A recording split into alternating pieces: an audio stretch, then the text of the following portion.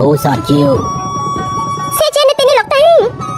លោកតាសល់ពេលមិនច្រើនទេបាត់តែចៅជាក្មេងស្រីដែលខ្លាំងជាងគេតែសមាជិកតកូលសឺតៅប៉ុន្តែនៅលើខ្លួនចៅបានជាប់បណ្ដាសានៃតកូលធូសានដូចគ្នាកាលពីនៅតូចលោកតាបានភ្ជាប់ពាក្យឲ្យចៅ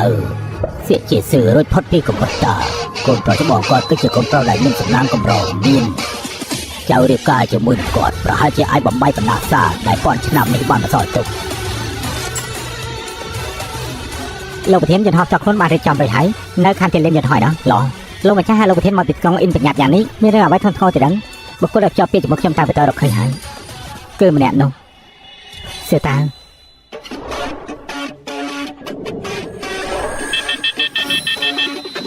ហេតុអីក៏នៅតែភ្លេចទៀនខ្ញុំចាំបានថាមុនពេលផ្ញើគ្រូពីណាពីបេដងហើយតែអ្នកនាងសំសួរថាអ្នកនាងមានប្រភេទអាវុធមុខស្រួញដែលត្រូវបានគ្រប់គ្រងនឹងហាមឃាត់ទេសំចាំមួយភ្លែនខ្ញុំរើមកបន្ទិញសូមអធិស្ឋានផងអ្នកនាងបើសិនអ្នកនាងយករបស់ហាមឃាត់មកតាមសួរប្រកល់យើងមកខ្ញុំពិតជាបានយកមកមីងគឺកន្ត្រៃអ្នកនាងសូមយកកន្ត្រៃរបស់អ្នកនាងប្រកល់ឲ្យខ្ញុំមកឲ្យលើឡើងទៅប្រសិនបានលោកតានៅប្រកាសជារអ៊ូថាខ្ញុំធ្វើប្រហែលជាមិនខានចៅមិនស្ដាប់បង្គាប់លើកក្រោយតាស្ដាប់តាមតាទៀតដែរទេហើយចាលោកតាប្រកាសជាទៅបានសុខហើយក៏មិនដាច់អាឡ័យអីកន្ត្រៃមួយដើមនេះមិនទាន់បានសម្លៀងផងមិនធ្វើឲ្យមនុស្សមានរបត់ទេនេះមិនទាន់សម្លៀងក៏អាចយកទៅបានដែរវាស្ថិតនៅក្នុងប្រភេទអាវុធមុខស្រួចតាមច្បាប់អាកាសចរស៊ីវិលគឺមិនអាចយកឡើងយន្តហោះបានទេអញ្ចឹងត្រូវធ្វើយ៉ាងម៉េចទេប្រភេទអាវុធមុខស្រួយគឺមិនអាចឈ្នះបានទេបើសិនជាអ្នកនាងចង់ធ្វើដំណើរជាមួយអាចយកវាទៅឲ្យគេបានណាបើគ្មានទេអញ្ចឹងមានតែបកលឲ្យខ្ញុំមកមនុស្សតែចាត់ទុកកន្ត្រៃសំខាន់ជាងជីវិតខ្លួនទៀតមួយជីវិតនេះមិនអាចបោះបង់កន្ត្រៃរបស់ខ្លួនទេលើពីនេះវាក៏ជាកន្ត្រៃដែលខ្ញុំស្រឡាញ់ជាងគេទៀតសៀហោរបស់ខ្ញុំមកទៅមានតែបោះបង់អញចោលសិនហើយ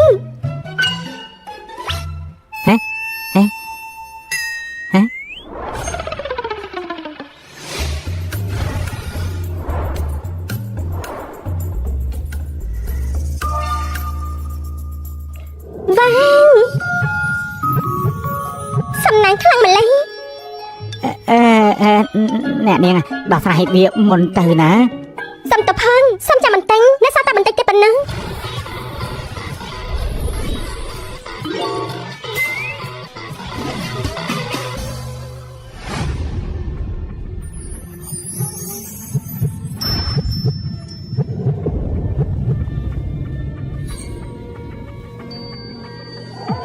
សួស្ដីអ្នកនាងមានរឿងអីដែរសួស្ដីលោកប្រាំត្រូវការកន្ត្រៃឬអញលោកកន្ត្រៃជាវត្ថុតែងពេលសម្ដែងគឺជាផាតែងពេលទំនេរខ្លះជាការប៉ិនជាពេលត្រូវយកមកសំណងគឺមានន័យថាលោកតែងតែបិទខ្ញុំទៅខ្ញុំនឹងឲ្យទំនេរមួយទៅលងនៅពេលទំនេរខ្លះជាការប៉ិនលោកខ្ញុំនឹងមករលងដើម្បីឲ្យលោកសមមកខ្ញុំវិញល្អខ្ញុំទិញ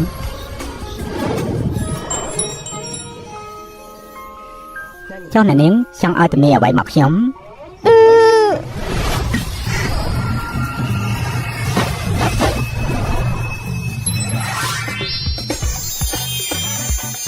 ខ្ញុំមិនដែលឃើញសំណាងខ្លាំងបែបនេះទេខ្ញុំមិនអាចមើលធ្លុងអ្វីដែរអ្នកនាងមើលសំណាងខ្ញុំទៅឃើញលើដំបងទេតើអាចមើលឃើញមានសំណាងអាក្រក់អ្វីទេមិនមែនជាសំណាងអាក្រក់ប៉ុន្តែវាគឺជាសំណាងស្នេហារយៈពេល3ថ្ងៃទៀតអាពាហ៍ពិពាហ៍របស់លោកនឹងត្រូវសម្រេចចុះនាងចង់បានបំណងអ្វីដែរសំណាងខ្លាំងអញ្ចឹងយកសំណាងលោកបន្ទិញខ្លាចជាស្កក្រមប្រកាសជាបានជាមិនខានចាំដល់ពេលដែលលោកខ្លាចជាការពេញខ្ញុំនឹងមករលងចាំដល់ពេលនោះខ្ញុំនឹងប្រាប់លោកចាស់ឡោះតាមពាក្យសន្យា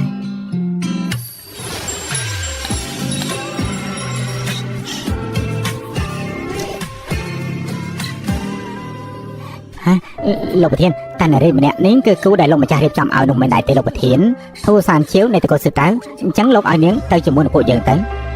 មិនបាច់ទេ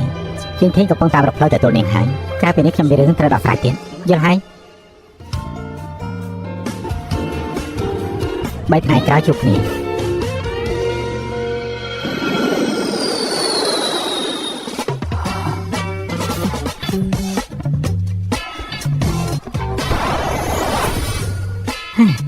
នេះនិយាយไปប្រហែលហើយ បន្តិចទៀតមានកាប់ប្រជុំផងនេះមិនអាចធ្វើខាតឬតេទេវ៉ាងនេះគ្រាន់តែជាក្មេងស្រីស្រុកស្រែម្នាក់សោះលោកតានៅតែឲ្យនាងរៀបការជាមួយនឹងបងប្រុសហើយមិនដឹងថាលោកតាកំពុងតែគិតអីទេ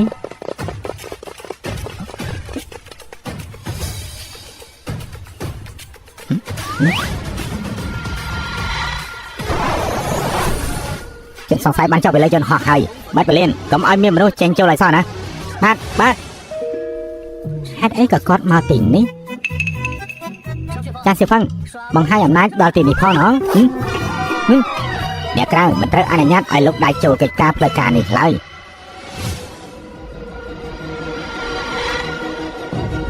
ទីបំផុតមកហើយនោះមែនទេហ៎លោកដៅបានបង្ហាញខ្លួនប្រកាន់ការប្រុងប្រយ័ត្នអ្នកដំណើរចុះពីលើយន្តហោះសូមប្រយ័ត្នពួកយើងទទួលបានការរាយការណ៍ពីអ្នករត់គេចខ្លួនសំខាន់ម្នាក់នៅលើយន្តហោះអាចនឹងផ្ទុះគ្រឿងផ្ទុះសូមអ្នកទាំងអស់គ្នាអត់ធ្មត់សហការជាមួយនឹងពួកយើង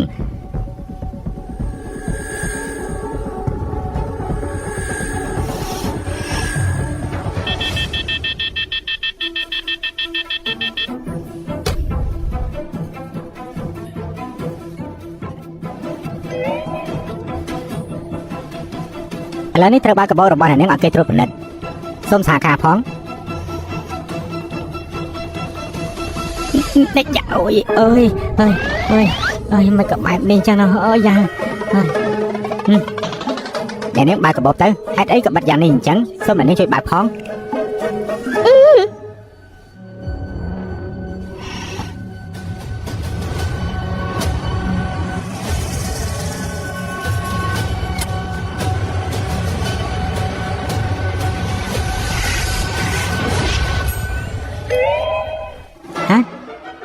ហេតុអីក៏កំបិតច្រើនយ៉ាងនេះអ្នកស្នងមកដល់ចំនួនទី99នៃគ្រួសារសឺតាវធូសានជាងតែងកំបិតមួយដើមឬអន់លោកកំបិតទេឈឹធ្វើដោយអត់កំបាំងសូមអធិស្ឋានផងខ្ញុំមិនត្រូវការទេលោកពិតជាត្រូវគេដល់សារលោកត្រូវពួកគេបោកប្រាំងអ្នកនាងនិយាយថាម៉េចតើអ្នកនាងដឹងពីតម្រូវអ្វីអ្នកគេដែលលោកកំពុងរកលៀនផងឡាននេះនឹងទៅខាងក្នុងនេះពេលបន្តិចទៀតបើសិនជាលោកខ្ជិះពេលនៅទីនេះនាងប្រកាសជារត់បានឡោះខ្ញុំទិញកំបិតរបស់នាង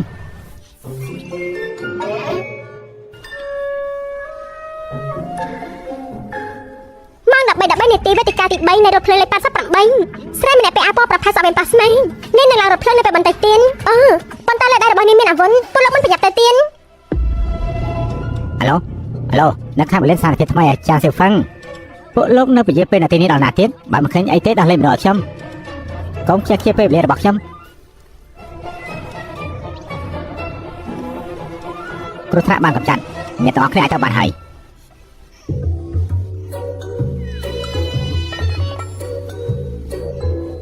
សួស្តីបងអូនទី2ខ្ញុំគឺធូសានជាវ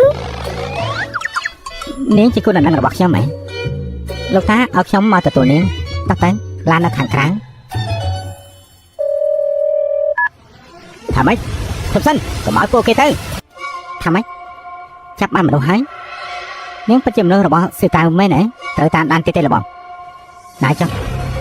ទំនេររបស់មនុស្សសៀតាវបានខ្លាចជាការពិតហើយនាងប្រកាសជាយកសំណងវិញនាងមកយកសំណងអ្វីទៅមានតែត្រូវសួរនាងហើយ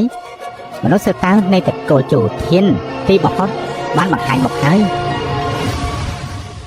ជិះជិនហើយជាលេខដំបងនៅតែមានអារម្មណ៍ថាភ័យបន្តិចបន្តួច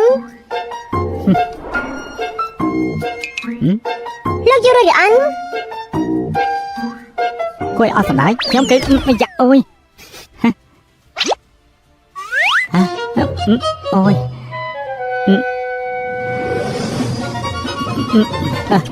យ៉ាក់អើយ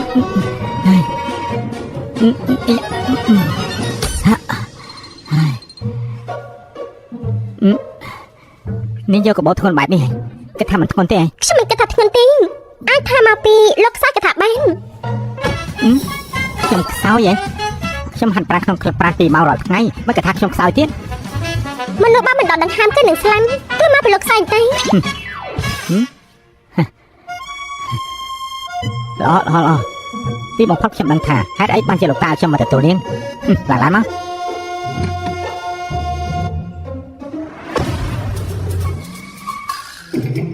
ដល់ហើយខ្ញុំមានការងារទៀតណែ nếu mà kết tha cả bốp nêm ngón do đượcខ្លួនឯងទៅខ្ញុំលើកមិនរួចទេ កាបបខ្ញុំអាចយកដោយខ្លួនឯងបានប៉ុន្តែ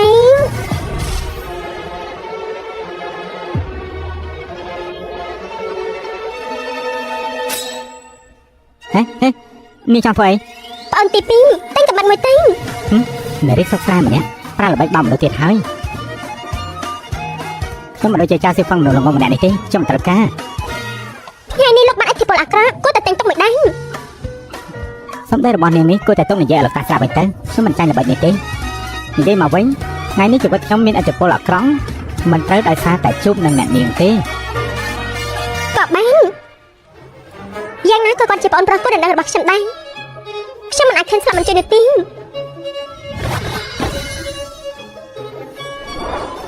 ធ្វើស្អីហ្នឹងមកដល់កន្លែងហើយអាចចូលក្នុងបានហើយ ខ្ញុំដឹងហើយ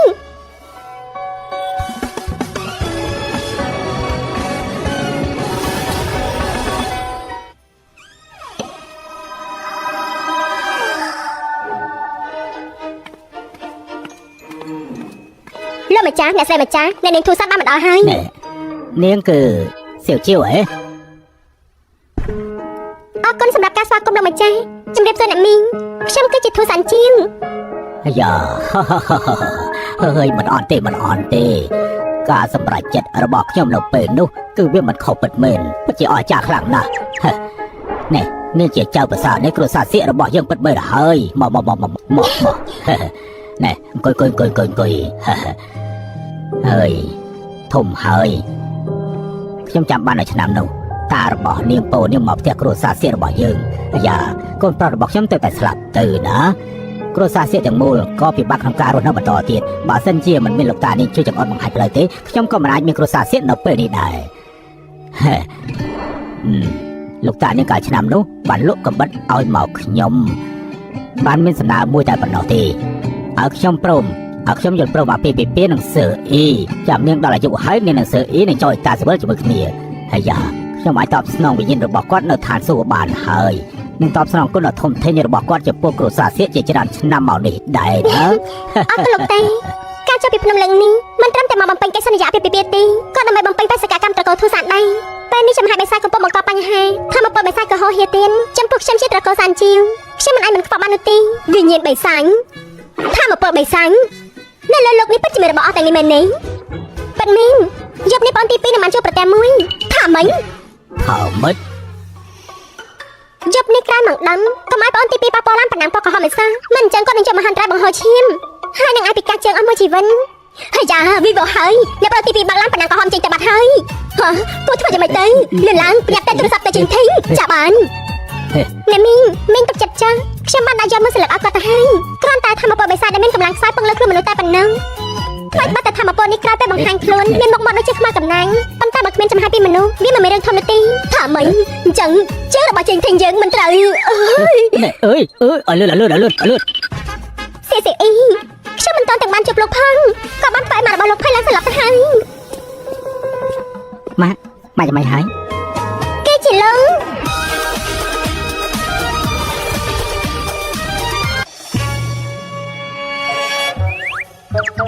អ្នកមីង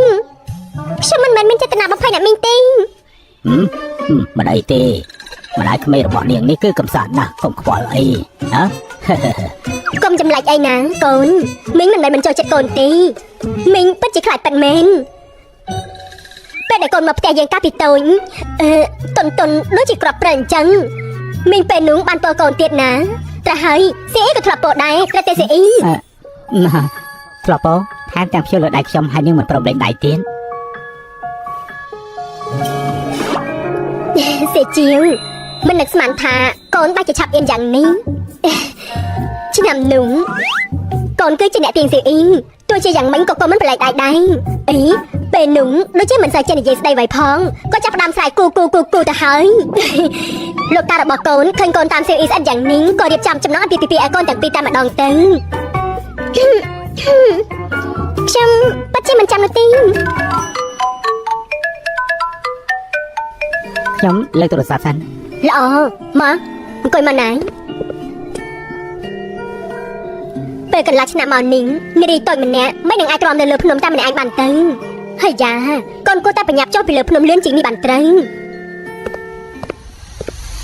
ចំនួនកាលីប្រាប់ថាតាក់តងជាងទីមិនបានមើលទៅជាតែពេលត្រូវទៅហើយ ល្អ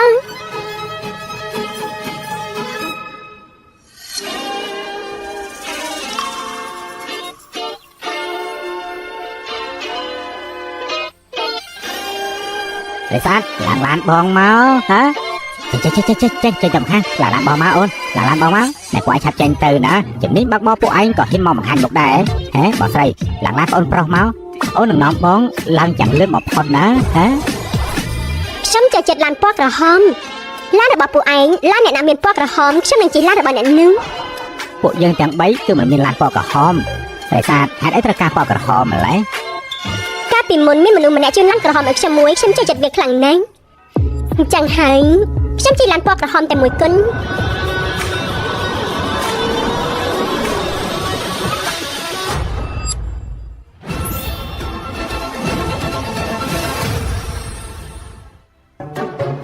ពួកឯងទាំង3នៅទីនេះធ្វើអី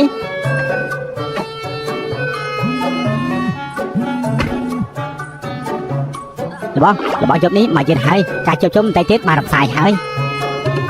មិនយូរពេកទេរបស់ថ្ងៃនេះបើកឡានពណ៌ក្រហមបែបនេះអាចដឹកស្រីម្នាក់នោះបានហើយជានាងពេញចិត្តឡានក្រហមជាងគេនារីមិនត្រឹមត្រូវកុំតែតាក់ទងរៀនតាមយើងណាស្មោះត្រង់ត្រូវតែស្មោះត្រង់ណាតែរបស់ប៉ាអ៊ីរបស់តាមស្រឡាញ់នាងបាននិយាយពាក្យបែបហ្នឹងហី ខ្ញុំនិយាយនឹងពួកឯងណាប៉ុន្តែនៅទីនេះមានស្រីស្អាតមកពីណាមើលទៅសូម្បីតែខ្មោចស្រីក៏គ្មានផងហេមិនត្រូវទេបាញ់មិញមនុស្សនៅទីនេះតើបើកាយជួបជុំជារំសាយហើយយើងត្រឡប់ទៅវិញហើយពួកឯងបញ្ញាទៅវិញដែរទៅកំណត់បញ្ហាដល់យើងអត់សោះណាហេបាញ់មិញមនុស្សនៅទីនេះតើហើយគ្រាន់តែងាកក្បាលបន្តិចក៏បាត់ឈឹងតែម្ដង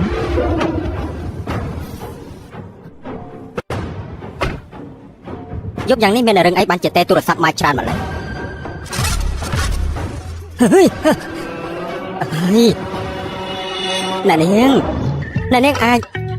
បដូរកន្លែងឈរតាមបានទេយប់យ៉ាងនេះគឺគួរឲ្យខ្លាចខ្លាំងណាស់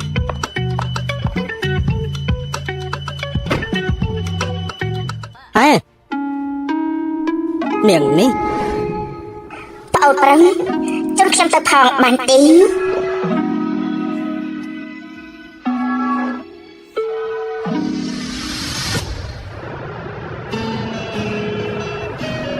ជិះយន្តហោះមួយថ្ងៃពេញហើយប្រកាសជាហត់ហើយមែនទេ កាលពីអ្នកលេងយន្តហោះមកលោកចំណាប់ខ្ញុំបានហើយ បាទ មកគេលោកបានហាក់ខ្ញុំមកជាមួយលោកអី ពេលនោះលោកតាបានរៀបចំរឿងផ្សេងទៀតហើយជើងធៀងក៏នៅតាមផ្លូវមកយកនាងដែរមិនអាចឲ្យគាត់មកទៅទេបានទេ អញ្ចឹងក៏បានតែដល់ស្ថាអញ្ចឹងនេះ ខ្ញុំចាំបានយើងនិយាយថាក្នុងរយៈពេល3ថ្ងៃរៀបការនឹងអាចសម្រេចបានឥឡូវនេះខ្លាចជាការពិតហើយមនុស្សជឿតែរបស់នាងឲ្យតែទំនេរថាជាការពិតសពតែមកទៀតសម្រាប់នាងចង់បានអ្វី មកពីសិស្សអ៊ីស្លាមខាងអីតែខ្ញុំមិនអាចមកធ្វើថាគេមិនចំណោះពីពីជាមួយខ្ញុំលើកនេះលើកដំបកតម្លាក់លើជើងខ្លួនឯងហើយអាចាកុំតន់ខ្វល់ពីរឿងសំណងអត់សំណងអីតែពេលនេះឲ្យសភើសៀវហងមកខ្ញុំត្រូវកាប់ប្រៃ សៀវហង គឺជាកន្ត្រៃដែលខ្ញុំលក់ឲ្យលោកនៅពេលនោះ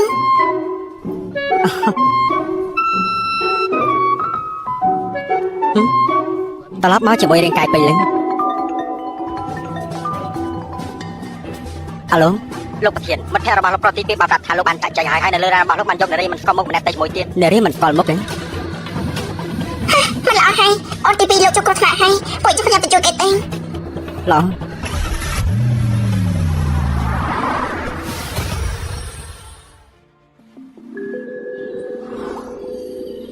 អាចាបងអ៊ំប្រឹង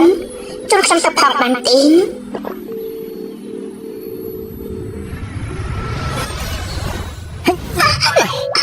ចេញទៅមកខាងទៅចាត់ទុកថាអ្នកប្រុសខ្ញុំដូចជាអ្វីអ្នកប្រុសដូចជាខ្ញុំគឺជាមនុស្សដែលមានមនុស្សក្នុងចិត្តហើយចុះពីលើឡានទៅ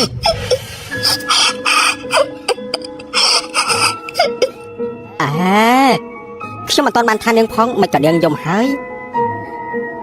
អ្នកប្រុសខ្ញុំខ្លាចបំផុតគឺមនុស្សស្រីយំហើយ ទៅផងលេងខ្ញុំគ្មានចេតនាឡើយ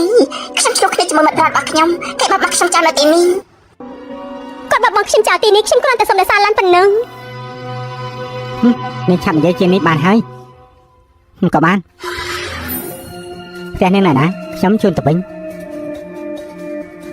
អរគុណបងប្រុស ហេកុំហៅខ្ញុំបងប្រុសអីមុខមាត់បែបនេះចិត្តដូចជាម៉ែរបស់ខ្ញុំហើយលោកប្រុសធំចិត្តមកដល់ហើយ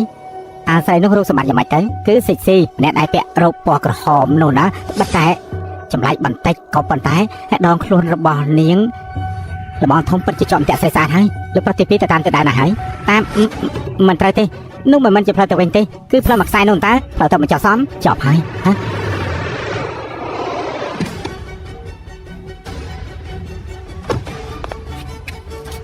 យ៉ាងម៉េចហើយលោកប្រុសទី2បាននាំស្រីស្រីរូបក្រហមទៅកន្លែងមកចោះស្អាតសពហើយមិនចោះសព គឺជាវិធីបាំងភ្នែកបងទី2ត្រូវស្រីម្នាក់នោះបាំងនៅទីនេះមានធម្មពលបិសាចខ្លាំងណាស់ពួកយើងប្រញាប់ចឹងទៅ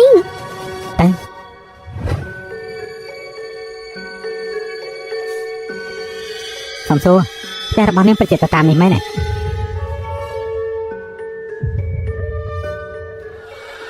មិនខ្ញុំចាំថាទីនេះដូចជាគ្មានតំបន់គ្រួសារអីរស់នៅទេហើយ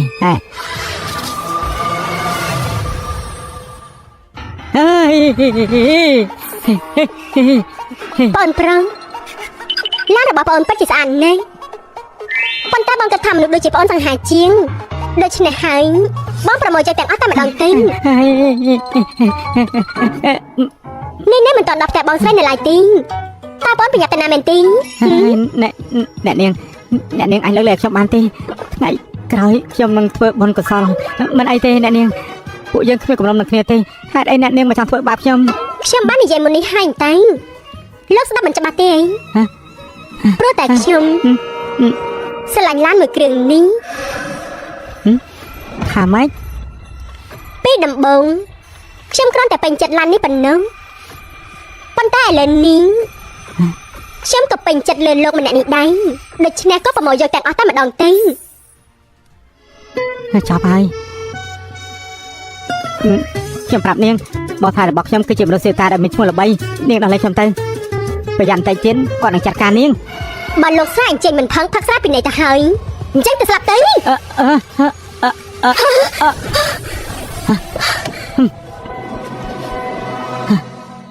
ទូសាន់ជាវឆាប់មកជួយខ្ញុំថ្ងៃក្រោយខ្ញុំឈប់និយាយថានេះមិនល្អហើយស្មានមិនដល់ថាពិតជារបស់មនុស្សសេតាមែនជួយជីវិតខ្ញុំផងអាយ៉ាចំយ៉ានេះរបស់ស្អីឈប់រើបំរើទៅលោករត់មិនរួចទេបានទី2មកមកចែកហើយនាងជាអ្នកណាហ៊ានមកខ្វល់រើរបស់យើង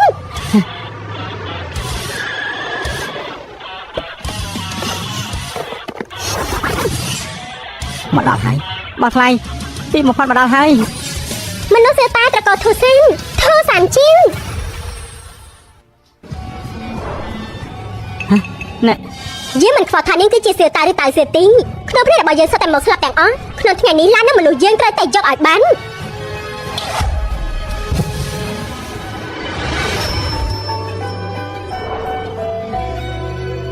បងថ្លៃប្រយ័ត្ន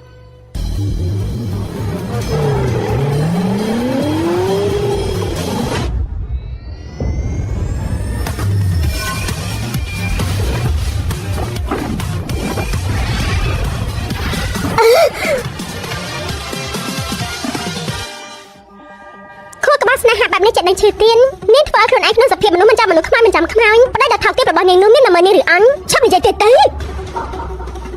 ពីមុនយើងស្មានថាមនុស្សសេតាចេះតែទាយពីអនាគតស្មានមិនដល់ថានាងអាចបំផ្លាញវេទមន្តរបស់យើងបាន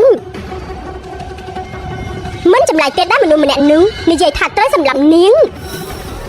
ត្រូវបិសាចចូលហើយតើអ្នកណាឲ្យនាងមកកំចាត់យើង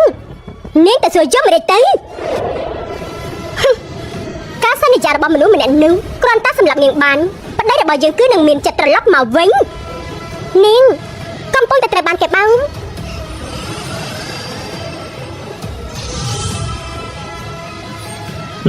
ម្ល៉េះទេសិជើពុញតាតា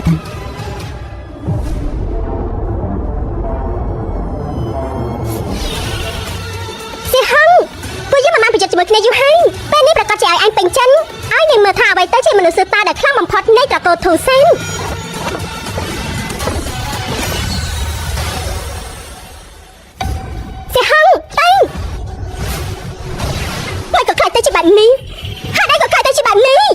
និយាយយ៉ាងច្បាស់ខ្ញុំយកព្រមជាមួយគាត់នឹងខ្លាចជាមនុស្សពូកែមិនអាចបំផ្លាញបាននាងមិនត្រឹមតែជាមនុស្សសត្វតើនាងថែមជា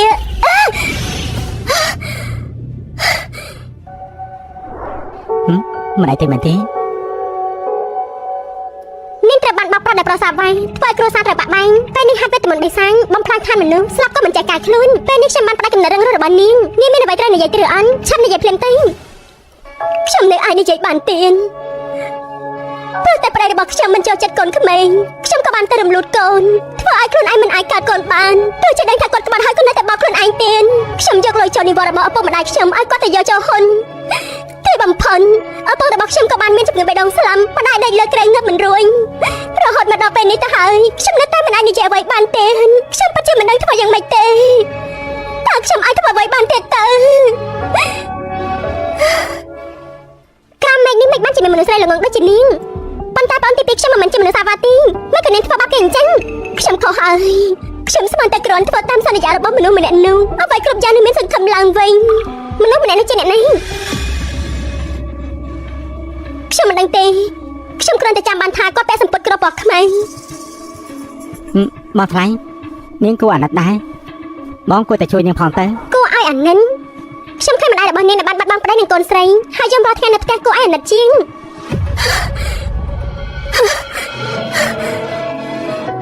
អ្នកគ្រូលោកក៏មិនដឹកខ្ញុំមកដើមមកខ្ញុំចង់ជួបម្ដាយខ្ញុំជាលើកចុងក្រោយនាងបានយកសំណាញ់ទាំងអស់បដូរជាមួយធម្មពលបិសាចលើខ្លួនរបស់នាងមិនមានអ្វីដែលមនុស្សតាមខ្ញុំចាំបាននោះទេអ្នកគ្រូខ្ញុំអាចយកព្រលឹងរបស់ខ្ញុំមកបដូរបាននាងនិយាយការពិនបើគ្មានព្រលឹងសូម្បីតែឱកាសចាប់ជាតិនាងក៏គ្មានដែរអ្នកគ្រូខ្ញុំធ្វើខុសចំពោះម្ដាយខ្ញុំទោះបីជាមិនអាចចាប់ជាតិគ្រប់ជាតិក៏ខ្ញុំនៅតែចង់ជួបមុខម្ដាយខ្ញុំជាលើកចុងក្រោយដែរក៏បានខ្ញុំលោកឲ្យនាងចាស់កន្ត្រៃជាផាតាំងពេលសម្ដែងជាផាតាំងនៅពេលដែលទំនេរខ្លាចជាការពិននោះជាពេលដែលត្រូវមកយកសំណង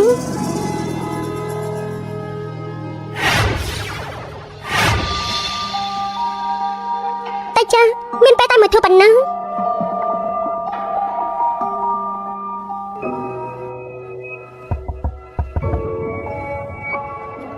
ហួយមកចាំកូនយូរហើយទីបំផុតកូនមកដល់ហើយ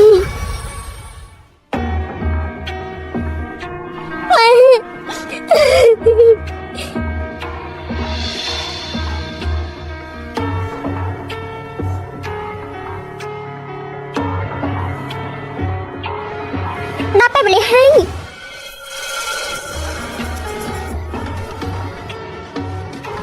បាត់ថ្លៃ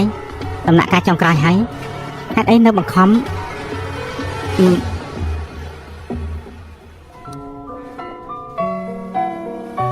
ខ្ញុំអរគុណអ្នកគ្រូហើយដែលបានឲ្យខ្ញុំទៅជួបជាមួយនឹងម្ដាយខ្ញុំជាលើកចុងក្រោយនាងសុខចិត្តបបបង្ការចាប់ជាតិមកវិញមកម្ដាយនាងបញ្ជាក់ថានាងនឹងមិនទាន់ត្រូវបិសាចចូលខ្លួនទាំងស្រុងនោះទេខ្ញុំធានាថាម្ដាយនាងនឹងមានជីវិតរីករាយរហូតអ្នកគ្រូខ្ញុំមានសំណាក់ដែលមិនសមហេតុផលមួយនិយាយមកចាម្ដាយរបស់ខ្ញុំមានចំណូលតិចតួចថែមទាំងជាពាក់បំណុលគេច្រើនទៀតខ្ញុំ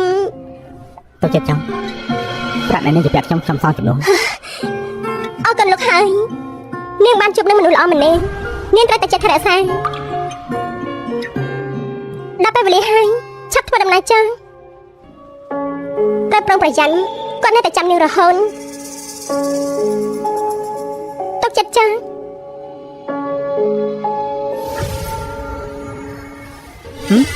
នេះគឺជារបស់អ្វីហ្នឹង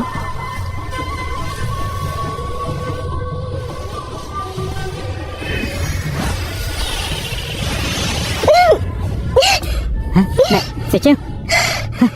ជឿយ៉ាងម៉េចទៅហើយហ៎សេជឿ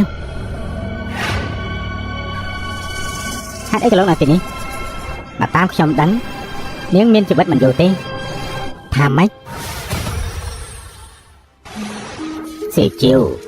ចៅជួយមនុស្សដែលមិនគួរជួយទៀតហើយមែនទេលោកទីមិនបានជាលោកតាមមកទីនេះអញ្ចឹងបើមិនមែនមិនចៅខ្លាចតែជាសភាពបែបនេះទេតាមមិននឹងអាចបញ្យល់ឲ្យសពទៅប៉ុន្តែការលោកកំណត់របស់ត្រកូលធូសានយើងគឺជាការជួយដល់យុទ្ធធននឹងជួយអ្នកដទៃមែនទេ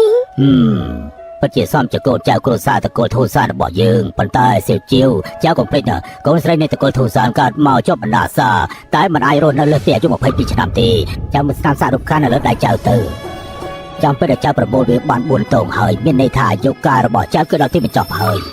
តើពេលនោះឈប់ទៅលើភ្នំលោកកំបិតឲ្យទៅគ្រួសារសៀកដែលត្រូវមនុស្សអាក្រក់ធ្វើបាបគឺមកពីមើលឃើញសំណាងដ៏ក្រាស់ក្រែលរបស់សៀវអ៊ីសម្រាប់ចិត្តរៀបចំអាពាហ៍ពិពាហ៍មួយនេះឲ្យទៅឯងណាគឺដើម្បីជួយចៅដោះបណ្ដាសានេះដូច្នេះចៅគួរតែយល់ប៉ុន្តែលោកទី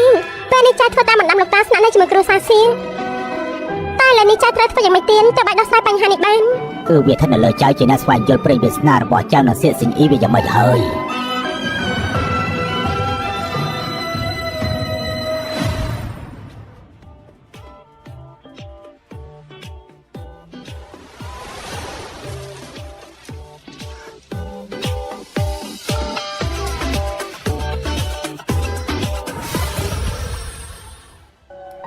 ខ្ញុំត្រូវធ្វើយ៉ាងម៉េចទើបយកពីចំណងអាពាហ៍ពិពាហ៍នេះទៅនៅពេលដែលលោកតាស្លាប់មិនបានបន្សល់ភាពសោកស្ដាយអ្វីបន្តិចសោះព្រោះតែលោកតាទីបំផុតអាចទៅជួបលោកយាយនៅភពក្រោមបានចំណងអាពាហ៍ពិពាហ៍ខ្ញុំនិងសៀកអ៊ីគ្រាន់តែជាការចងភ្ជាប់សម្រាប់លោកតាមានន័យថាខ្ញុំនិងគាត់ក៏អាចមានស្នេហាដ៏ស្រឡាញ់គ្នាដល់ចាស់មិនប្រែប្រួល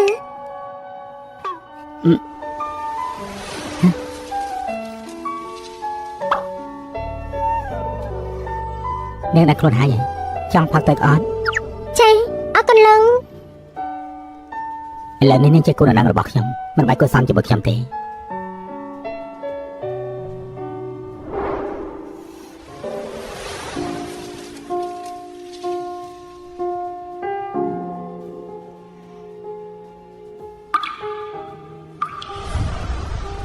លោកពិតជាមិនចាត់ចែងនឹងខ្ញុំឬអត់អាពាហ៍ពិពាហ៍របស់យើងបានសម្រេចតាមយុទ្ធទោះបីជាខ្ញុំស្លាប់នៅអាយុ22ឆ្នាំលោកនៅតែចង់រៀបការជាមួយខ្ញុំទៀតទេ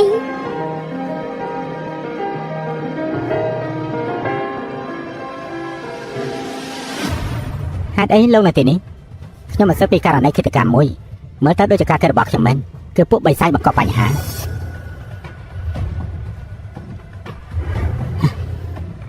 បងប្រុសខ្ញុំបាក់ឡានជិតបងទៅពេទ្យចុះយើងបានស្រូបចំហាយបិសាចចូលក្នុងខ្លួនខ្លាចជាបែបនេះទៅមន្ទីរពេទ្យគ្មានប្រយោជន៍ទេលោកនិយាយថាម៉េចលោកមិនឆ្ងល់ទេហេតុអីក៏មនុស្សសើតាដែលលាក់ខ្លួនរាប់ពាន់ឆ្នាំរកគ្រួសារសៀករបស់ពួកលោកឃើញហើយចង់រៀបការទៀត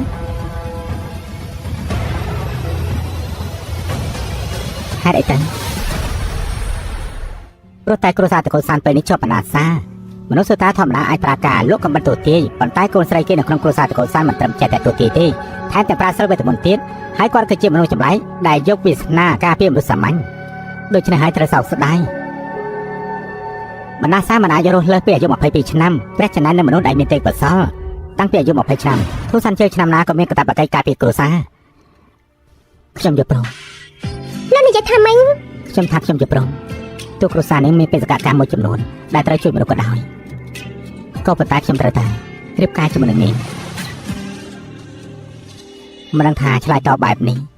អាចធ្វើឲ្យអ្នកទុកចិត្តបានទេមិនត្រឹមតែ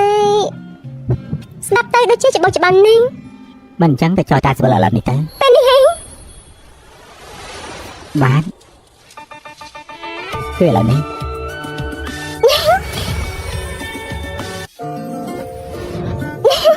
មិនស្មានថាខ្ញុំពិតជារៀបការពិតមែនបណ្ដាសាក៏បានរៀបចំរួចដែរចាំត្រឡប់ទៅវិញចាំប្រាប់លោកតាពួកយើងរើសថ្ងៃល្អមួយទៅ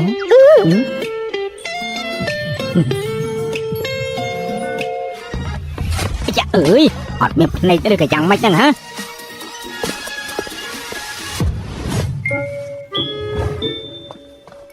នេះគឺបងទី2ទេអរគុណអរគុណ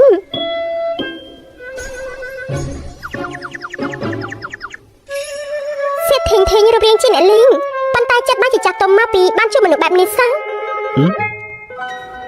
កើតអីមែនទេនារីម្នាក់មិញមានបញ្ហាមិនមានអីទេគ្រាន់តែជាមនុស្សមាននិស្ស័យប៉ុណ្ណឹងមិញនេះបានឃើញវិការយបាត់ច្រើនយ៉ាងនេះស្រាប់តែនឹកដល់ពេលដែលទៅយកសំណងការលោកកំបិតរបស់លោកតាកាលពីមុនមិនអញ្ចឹងអាពាហ៍ពិពាហ៍នេះដូចជាកំសត់នេះណែចេញធីងចៅនិយាយនេះសុទ្ធតែជាការពិតមែនទេពិតប្រកបហើយអូននិយាយថាសៀវនៅក្មេងយ៉ាងនេះមិននឹងអាចមានជំងឺបែបនេះទៅហើយចារឿងរៀបការជាមួយនឹងសៀវអ៊ីលោកតា លោកតាមិនអាចដោយសារបដាសាចៅធានជាវក៏រំសាយពីរបស់សៀវជាវដែរចៅសមួយឯងនេះនៅនិយាយព្រៃប្រាក់ស្អីហ្នឹងហ៎សៀវជាវណាមីងមានរឿងអ្វីកើតឡើងមែនទេបងប្រុសខ្ញុំមិនអាចទុកបានក៏យករឿងរបស់ថ្លៃដែលស្ពីវាសនាគ្រួសារប្រាប់ទៅពួកគាត់គឺប្រាប់ទៅពួកគាត់អស់ហើយ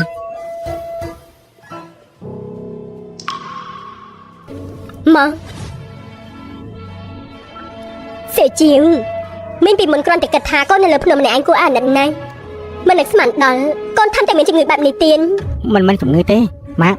កូនបានប្រាប់ម៉ាក់ហើយគឺបណ្ដាសាណាមិនខ្វល់ថាជំងឺពិបាកក្នុងការស្មុគស្មាញបណ្ដាសាអីទេចាស់ទុកចិត្តយកគ្រួសារសៀកយើងនឹងខំប្រឹងព្យាបាលចៅហើយឆ្នាំនេះលោកតាទៅចុះទៅលើភ្នំជួយសង្គ្រោះគ្រួសារសៀករបស់យើងរួចផុតពីគ្រោះថ្នាក់នេះជាការសម្រេចអាពាហ៍ពិពាហ៍របស់សៀកអ៊ីដែរគ្រួសារយើងរបស់យើងក៏ជាមនុស្សដែលដឹងគុណលោកតាក្រែងលោកតានិយាយថាចង់រំសាយមង្គលកាយតើបាននិយាយមកពីណាហុយអាចាស់សម្បូរនេះនិយាយព្រៃផ្ដាស់នេះចាស់កំពុងនិយាយរឿងមិនសមហេតុផលនេះលោកតាតែនិយាយថាពិភពមនុស្សធ្វើតែបាត់តែសម្បូរបែបប៉ុន្តែចិត្តមនុស្សកំណាច់គ្រោះថ្នាក់មិននឹកស្មានថាខ្ញុំបានជួបជាមួយពួកគាត់ទុកខ្ញុំដូចជាសាច់ឈាមបង្កើនអរគុណអ្នកទាំងអស់គ្នាលោកតាប្រាប់ខ្ញុំថាគន្លឹះសំខាន់នៃការស្រាយបណ្ដាសាយគឺត្រូវតែរៀបការជាមួយសៀអ៊ីហេអញ្ចឹងគឺល្អហើយអញ្ចឹងអ្នកទាំងពីរចូលតែស្បល់ជាមួយគ្នាហើយហ៎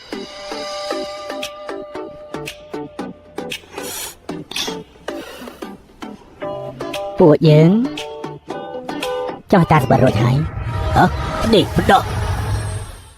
អូមួយនេះចឹងគឺមិនណែនាំជាមួយនឹងគ្រីមឆាឡាអ្នកទាំងអស់គ្នាគឺជាគ្រីមយប់ដែលគេមានជាមួយនឹងពីរពណ៌នេះគឺរើសទៅតាមស្បែកមុខអ្នកទាំងអស់គ្នាផ្ទាល់ដូចមុខខ្ញុំចឹងអ្នកទាំងអស់គ្នាគឺខ្ញុំតែងតែមកប្រើជាមួយនឹងគ្រីមឆាឡាពណ៌ក្រហមនេះប្រយោជន៍របស់គេគឺជាគ្រីមព្យាបាលស្បែកមុខជួយធ្វើឲ្យស្បែកមុខរបស់យើងសភ្លឺថ្លាជួយធ្វើឲ្យស្បែកមុខរបស់យើងមានសំណើមសម៉ត់អលោនិងជួយព្យាបាលមុខស្នាមនិងធ្វើឲ្យមុខរបស់យើងសថ្លាជួយព្យាបាលមុខជាំអុចខ្មៅនិងជួយព្យាបាលមុខស្ងួតខ្មៅស្អាតនិងជួយបំពន់ស្បែកមុខរបស់យើងធ្វើឲ្យសនិងថ្លាផងដែរហើយសម្រាប់គ្រីមពណ៌ក្រហមនេះគឺស័ក្តិសមបំផុតសម្រាប់អ្នកដែលមានស្បែកមុខធម្មតាអត់មានបញ្ហាអីទាំងអស់គ្នាគ្រាន់តែចង់ឲ្យបានស្បែកមុខសភ្លឺថ្លាលងបែបហ្នឹងទាំងអស់គ្នាអាចមកប្រើជាមួយនឹងគ្រីមពណ៌ក្រហមនេះបានហើយសំខាន់គ្រីមឆាឡាគឺជាគ្រីមសុទ្ធ 100% អ្នកទាំងអស់គ្នាគឺអត់មានជាតិកាត់ទេគឺគ្រីមដែលជាប្រទេសកូរ៉េផ្ទាល់តែម្ដងទាំងអស់គ្នាហើយសំខាន់ធ្វើឲ្យស្បែកមុខរបស់យើងស្អាតបានផងដែរនិយាយទៅគ្រីមឆាឡាមួយនេះគឺថាល្អខ្លាំងតែម្ដងសម្រាប់ស្បែកមុខរបស់យើងសម្រាប់អ្នកដែលមានស្បែកមុខងាយប្រតិកម្មមកខ្ញុំណែនាំអ្នកទាំងអស់គ្នាមកប្រើជាមួយនឹងគ្រីមឆាឡាពណ៌ខៀវនេះខ្លាំងមែនតើមកទាំងអស់គ្នាប្រយោជន៍របស់គេគឺជាគ្រីមព្យាបាលស្បែកមុខដែលមានបញ្ហាមុខមុនជួយព្យាបាលមុខមុនតូចមុនធំមុនកាប់មុនការជួយព្យាបាលមុខរមាស់ស្ដាងសរសៃក្រហមជួយធ្វើឲ្យស្បែកមុខរបស់យើងសនិងភ្លឺថ្លាលងស្អាតផងដែរអញ្ចឹងសម្រាប់អ្នកដែលមុខងាយប្រតិកម្មអីប្រើអីក៏ងាយត្រូវតែអ្នកនរអាចមកប្រើជាមួយនឹងគ្រីមឆាឡាផ្អប់ពណ៌ខៀវនេះបានគឺថាល្អខ្លាំងមែនតែម្ដងអញ្ចឹងអ្នកនរអាចជ្រើសតាមប្រភេទស្បែកមុខអ្នកនរបានណានិយាយពីថាគ្រីមមុខនេះគឺថាល្អខ្លាំងមែនតែមកប្រើឲ្យដឹងតែបាត់មុនបាត់ស្នាមធ្វើឲ្យស្បែកមុខរបស់យើងសថ្លាលងបាត់នឹងតែម្ដងប្តេផ្ដាស់នេះមិនដើរមិនទាន់មកផងនេះបណ្ដាការនៅក្នុងធនាគារនៅឡើយរៀបការតែមិនខ្វះខ្វាយបាច់នេះពួកយើងសន្យាជាមួយលោកតាចៅយក 5% នៃភាគហ៊ុនរបស់គ្រួសារសៀកនៃថ្លៃបណ្ដាការទាំងអស់នេះណាមែនហើយរីឯស្នៀតសក់រៀបការរបស់សៀកជីវម៉ាក៏បានរើសឲ្យច្រើនឈុតដែរម៉ាលោកតាពួកយើងទាំងពីរគ្រាន់តែចោលតាស្បល់តែប៉ុណ្ណោះយើងនឹងធ្វើរឿងអាពាហ៍ពិពាហ៍ទាំងអស់គ្នានឹងមានពេលគ្រប់គ្រាន់ដើម្បីរៀបចំអញ្ចឹងគឺល្អហើយសៀកជីវចៅក៏បន្ទោគ្រួសារសៀកយើងដែលគ្មានការគួរសមណាមិននឹងអញលោកតាឲ្យខ្ញុំមកហាយឆឹងប្រមូលសំណងដែលជំពាក់លើកមុនជាថ្លៃបណ្ណាការនោះអីខ្លួនជាស្រីម្នាក់សោះស្មានមិនដល់និយាយតាមប្រព័ន្ធបំណុលធ្វើថ្លៃបណ្ណាការសម្រាប់ខ្លួនឯងសៀជាងកូនចង់រកមនុស្សបែបណាកូនប្រាប់សៀអ៊ីចឹងណាត្រូវហើយអូនចង់រកមនុស្សបែបណាប្រាប់ពួកយើងមកបានហើយអូនចង់រកមនុស្សម្នាក់ដែលមានឈ្មោះកូលីហឹងនេះលោកកូលីហឹងដែលជាតកែក្រុមហ៊ុនអចលនត្រលំដាប់ទី3របស់ហាយឆឹងពេលមុនលោកតាធ្លាប់ប្រាប់ខ្ញុំថាពេលលោកតាលោកកំបិតឲ្យទៅតាន់គាត់នៅជាអ្នកម៉ៅការម្នាក់អញ្ចឹងបាននិយាយទៅគាត់ថាពួកយើងសត្វតែទទួលបានការចង្អុលបង្ហាញពីពួកអញ្ចឹងរឿងនេះគឺងាយស្រួលទេភរិយារបស់កូលីហឹងជាបាត់សម្លាញ់របស់ម៉ាញ់ប៉ុន្តែប៉ុន្មានថ្ងៃនេះក៏មិនដឹងយ៉ាងម៉េចគ្មានដំណឹងតតែសោះចាំមកតែឥឡូវនេះណា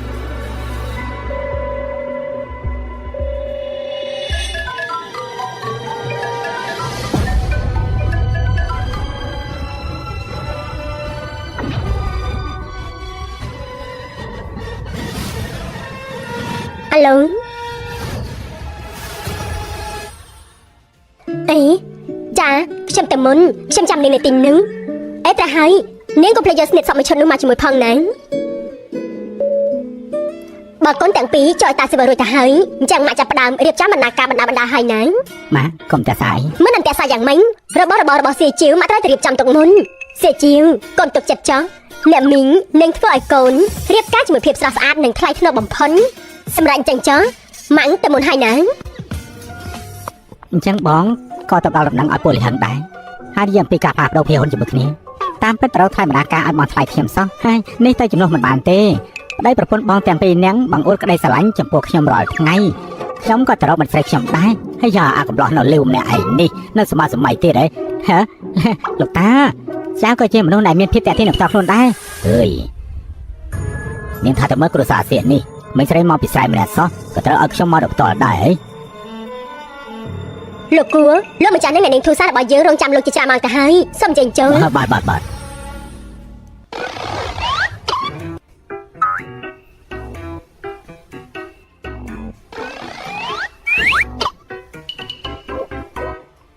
លោកទីងក្តារនាងយើងឆាចាឬអន់អាយ៉ូលោកតាម្ចាស់ខែជើងអុកម្នាក់នេះចាញ់ទៀតហើយចាញ់ហើយមិនបានចាញ់ទៀតហើយហ៎ហើយមិនបានទេមកក្តារនេះនៅតែចៅសំណាល្អទេអាយ៉ាអូយតាអាថ្មនេះដូចជាចុកចាំងក្នុងឆ្អឹងចង្កេះដល់ហើយអរគុណហើយលោកម្ចាស់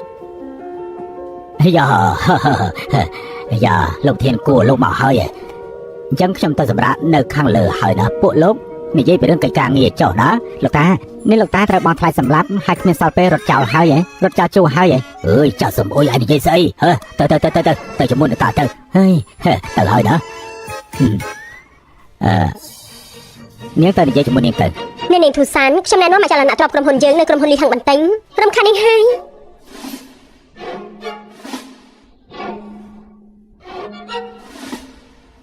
មួយនេះមកទៅគួសាំនៅនឹងធូសានខ្សែភ្នែកពិតជាល្អមែនវិឡាក៏ពពកពីជាន់នេះជាផលិតផលដែលមានចំណាត់ថ្នាក់ខ្ពស់បំផុតរបស់ត្រីមាននេះទីតាំងទិដ្ឋភាពសុទ្ធតែលំដាប់ថ្នាក់ទី1វិឡាក៏ពពកលោអស់ហើយដូរមកក្នុងទៅផ្ទះមួយនេះធ្វើត្បិតតែឆ្ងាយបន្តិចក៏មិនអាចទៅរួចនោះដែរខាងកុំមិនបានទេអញ្ចឹងដូរមកក្នុងទៀតចានាងជាក្មេងមកពីស្រែម្នាក់សោះនាងមិនដឹងមិនឬក៏ធ្វើមិនដឹងថ្ងៃនេះយើងមកដល់ទីនេះបានក៏ព្រោះតែយល់មុខគ្រួសារសៀកទេនាងស្មានតែខ្ញុំក្នុងនាងជាតកែធំរបស់ក្រុមហ៊ុនឯងមកផ្ទះនាងគិតតែមើលខាងកុំមកក្នុងតម្លៃ 1.5 លានស័ក្តិសមទេថាកែគួរលោកចង់បំពេញកិច្ចព្រមព្រៀងលើកបាត់មែនទេយើងពេលនោះគ្រាន់តែនៅលើផ្លូវរថភ្លើងជួបតាចាស់ម្នាក់ដែលនិយាយកើងើពេលនេះមកនិយាយប្រាប់ថាយើងមានសមិទ្ធផលទាំងអស់របស់ខ្ញុំបានមកពីបរិះចំណាំម្នាក់នោះដែលស្លៀកពាក់រហែកនិយាយសំហេតុផលហើយនាងនេះមិនបោកប្រាស់ទេឬជាជនបោកប្រាស់ថាកែគួរលោកប្រកាសថារ៉ាប់រងលទ្ធផលបំពេញកិច្ចព្រមព្រៀងលើកបាត់មែនទេថាម៉េចលទ្ធផលអ្វីទៅបងមកវិញហើយមែនទេនីតិវិធីផ្ទៃភាគហ៊ុនមានការស្មុគស្មាញនិងចំណាយពេលខ្លះសួនមកទេសមើលសមុទ្រឋានកុងវិឡាកប់ពពកទាំងអស់នេះសុទ្ធតែជាផ្ទះដែលមើលតគួរសមចូលចិត្តទេបើចូលចិត្តតែខ្ញុំអូនចូលចិត្តប៉ុន្តែអូនមិនយកលុយទៅទិញទីលោកថាកែលោកប្រកាសថាចង់បំពេញកិច្ចព្រមព្រៀងលើកបាត់មែនទេណែលោកប្រុសស៊ីមិនបាយទេតកែគួរលោកបានសន្យានឹងគ្រួសារសៀហើយនឹងលក្ខខណ្ឌនៃគ្រួសាររបស់ធូសានមនុស្សសៀតៅមិនត្រូវធ្វើបាយទេណែខ្ញុំនិយាយតាមត្រង់ចុះដល់ឥឡូវនេះខ្ញុំនៅតែមិនជឿលើតាកាចាស់ម្នាក់នោះមែនណាពេលនោះគាត់បាននិយាយប្រាប់ខ្ញុំថាកុំឲ្យបើកស្ថានឲ្យខ្ញុំមកទីក្រុងនេះមកធ្វើកម្រោគមកការយោបល់នេះគឺមិនអត់ទេប៉ុន្តែយោបល់នេះឥឡូវនេះសមនឹងតម្លៃ 1.5 ពាន់ដែរទេមែននេះបើតាមខ្ញុំដឹងលោកតាខ្ញុំឲ្យលោកមិនត្រឹមតែជាទំនៀមមួយមុខនោះទេមានតែទំនៀមមួយមុខទេចាស់ចាស់ជំនាញរបស់លោកនៅខាងស្ដាំមានរឿងអ្វីកាត់ឡើងកាលពី20ឆ្នាំមុនគាត់ឲ្យលោកទៅខាងការជួយនារីមានគ្រោះថ្នាក់ម្នាក់ព្រោះតែលោកបានជួយនាងទៅបាច់ឲ្យជំនាញទី3ខាងស្ដាំនាងប្រកល់ខ្លួនឲ្យលោកពេលនោះនាងគឺជាកូនស្រីរបស់ថាការសំណងធំដោយសារតែលោកបានជួបនាងទើបលោកមានបានបែបនេះតាចាំឬអញថាកែគូមនុស្សសើតៅយើងតែពឹងផ្អែកលើសមត្ថភាពចិញ្ចឹមជីវិតបើអ្នកមិនចង់ទិញសម្បត្តិពីពួកយើងទេខ្ញុំក៏មិនបង្ខំអ្នកដែរប៉ុន្តែបើបានទិញគឺត្រូវបំពេញតាមកិច្ចសន្យាលោកនៅចាំគ្រួសារចាងកាលពី10ឆ្នាំមុនទេណែនាងនិយាយពីគ្រួសារដែលខ្សែធន10ឆ្នាំនោះតើមិនដែរទេប៉ិតមីង10ឆ្នាំមុនគ្រួសារឈៀនបានដល់កម្រិតកំពូលក្រោយមកក៏បានលិចបាត់ងើបឡើងវិញលេចរស់មនុស្សគ្រួសារចាងព្រោះតែទិញកម្រិតត្រកូលធូសានយើង តែមិនបំពេញតាមកិច្ចសន្យាក៏ធ្លាក់ខ្លួនទៅជាបែបនេះ ណែទូសានខ្ញុំខុសហើយលេងហ៊ានទៀតហើយទាំងអស់នេះសុទ្ធតែប្រពន្ធខ្ញុំឲ្យខ្ញុំធ្វើតែប៉ុណ្ណោះ ប្រពន្ធរបស់លោក មែនអ្នកទូសានតាំងពីពេលដែលប្រពន្ធរបស់ខ្ញុំលើកទូរស័ព្ទហើយក៏និយាយប្រាប់ខ្ញុំរហូតថាគ្រួសារទូសានរបស់នាងជាជនបោកប្រាស់ខ្ញុំឲ្យផ្ទះទៅនាងពិតមែនតែប្រពន្ធខ្ញុំនឹងលេងលះជាមួយនឹងខ្ញុំនាងក៏ដឹងដែរខ្ញុំមិនអាចអត់ប្រពន្ធខ្ញុំបានទេ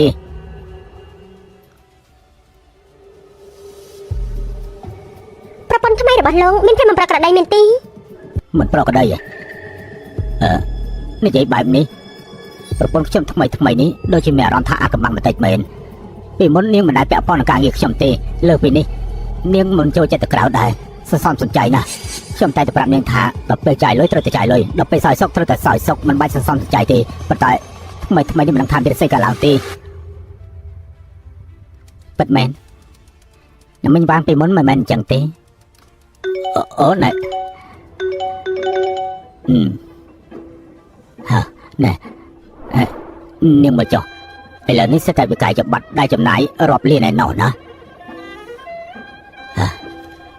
នាងធូសាននាងនៃរបស់នាងគឺប្រពន្ធខ្ញុំមានថ្មីហើយហ៎បានលើមកថាកែគុណនិងភរិយាស្រឡាញ់គ្នានេះលោកមានកាត់ដល់ឬអន់ថាមនុស្សក្នុងផ្ទះរបស់លោកម្នាក់នោះមិនមែនជាប្រពន្ធរបស់លោក ណែនាងមិនមែនប្រពន្ធខ្ញុំទេចុះនាងជាណានាងជា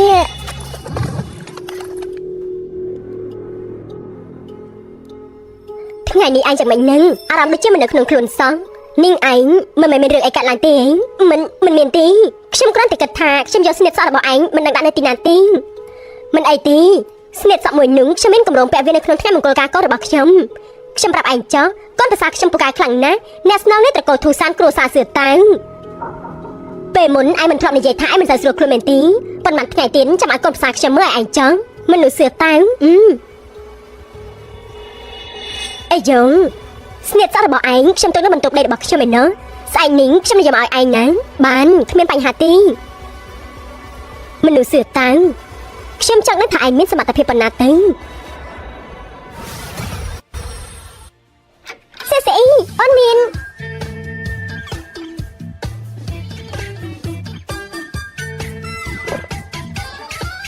ស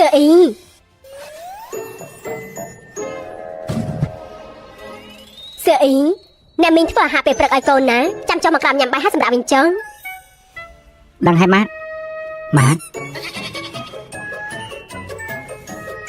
មុននេះបន្តិចតែឃើញសៀជាមកទីនេះសោះមិនគ្រាន់តែមួយផ្លែក៏បាត់អញ្ចឹងអូនផ្លេចឲ្យពួកយើងចោលតែស្បែកជាមួយគ្នាធ្វើអីមិនបានជានៅអៀនយ៉ាងនេះស្អីបងពិតជាសមែនស្អីបងពិតជាសមែនថែមទាំងមកតែមានកម្លាំងទៀតមានកម្លាំងត្រង់ណាមានកម្លាំងគឺជាដងខ្លួនរឹងមាំគាត់នៅតែក្នុងបន្ទប់ធ្វើការរហូតហេតុអីក៏ដងខ្លួនរឹងមាំជាងពួកសិស្សច្បងដែលហាត់កុនរាល់ថ្ងៃទៀតអញ្ចឹងអូននិយាយថាកន្លែងនេះល្អកន្លែងនេះល្អកន្លែងនេះក៏ល្អ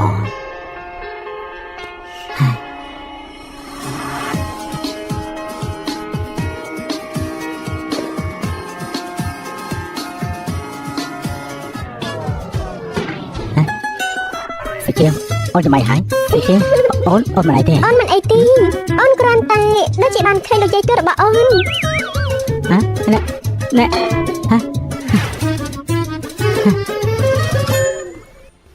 យើងសម្រាប់ពងវក់មនុស្សមិនចម្លែកទេដែលពួកសាច់ច្បងចុះទៅលើភ្នំម្ដងមួយហើយមិនចាត់ត្រឡប់ទៅវិញពេលនេះល្អហើយមានតែស្អីកំពុះសម្រឹងការហាត់សររបស់ខ្ញុំតែក្រោយគឺធ្វើយ៉ាងម៉េចទៅ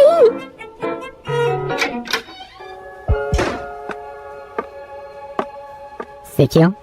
អូនមករកបងគឺចាំរយៈ3មែនទេអូនមានតែភ្លេងមិត្តភក្តិរបស់ម៉ាក់វាងមកគាត់មានតែជំនាញគ្រោះថ្នាក់ថាម៉េច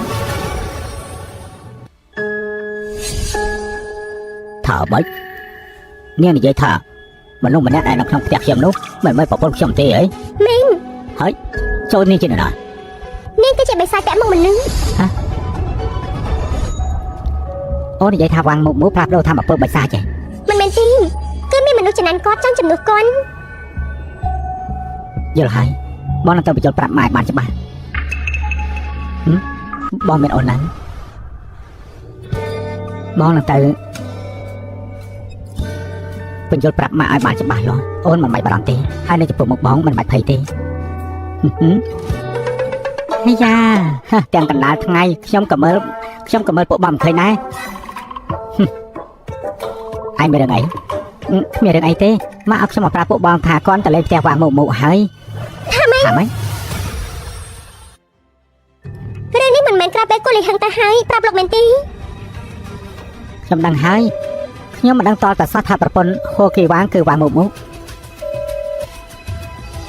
បើច្បាស់តែម៉ាក់កំសាប៉ុន្តែមានការប្រុងប្រយ័ត្នខ្ពស់គាត់ប្រកាសជាចាប់អារម្មណ៍ជាមិនខានហើយនឹងចាក់ចេញពីគ្រួសារគ្រូបិសាចបន្លំមុខជាមនុស្សមិនតាក់ទងជាមួយនឹងមនុស្សទេនេះប្រកាសជាចាប់អារម្មណ៍អ្វីហើយតែមិនចេញអ្នកមានតែផ្ទះមិនថាល្បឿនទៅ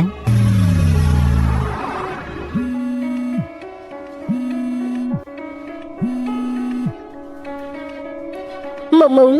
ផ្ទះរបស់នាងតែងតែត្រជាក់បែបនេះហីត្រជាក់ខ្ញុំគិតថាសីតុណ្ហភាពគឺល្មមខ្ញុំដូចជាមានអារម្មណ៍ថាក្តៅផង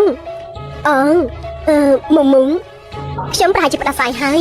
អញ្ចឹងថ្ងៃនេះខ្ញុំនៅមិនបានយូរទេនាងចុះស្នៀតសក់មកឲ្យខ្ញុំមកណាថ្ងៃនេះខ្ញុំទៅមុនហើយចាំពេលដែលខ្ញុំបានធូរស្បាយហើយខ្ញុំមករកឯងទៀតល្អអញ្ចឹងឯងចាំមួយផ្លែនខ្ញុំនឹងទៅយករបស់នោះមកឲ្យឯង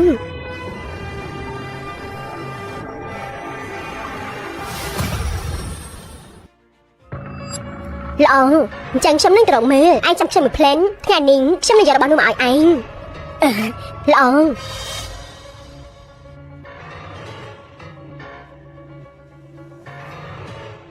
អញ្ចឹងបានជាមួយរយៈមុនទូរស័ព្ទមកប្រាប់ខ្ញុំថាមិនស្រួលខ្លួនរហូតកន្លែងនេះពិតជាចម្លែកណាស់ត្រូវទៅរកសេជាមកមើល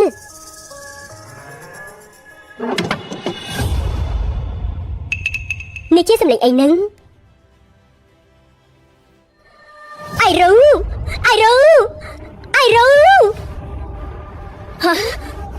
មុំមិនកាយមាននៅទីនេះមានរឿងអីកាត់ឡើងអៃរូឯងប្រយ័ត្នទៅកុំខកនឹងខ្ញុំអីលឿនឡើងពួកនាងចង់តែណា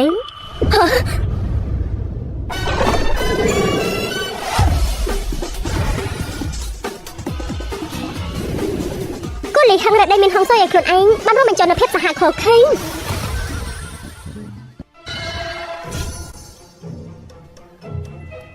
ចម្លែកមីងជាស្ដាយមុននេះទៅតែឈាមច្រមុះហើយបាត់បង់ធម្មពលបាត់បង់ជីវិតទៅមុនខ្លាំងជាងមុនអញ្ចឹងតាមពិតគឺអញ្ចឹងសោះសំណាងរបស់សៀសអ៊ីពិតជាមិនធម្មតាមីង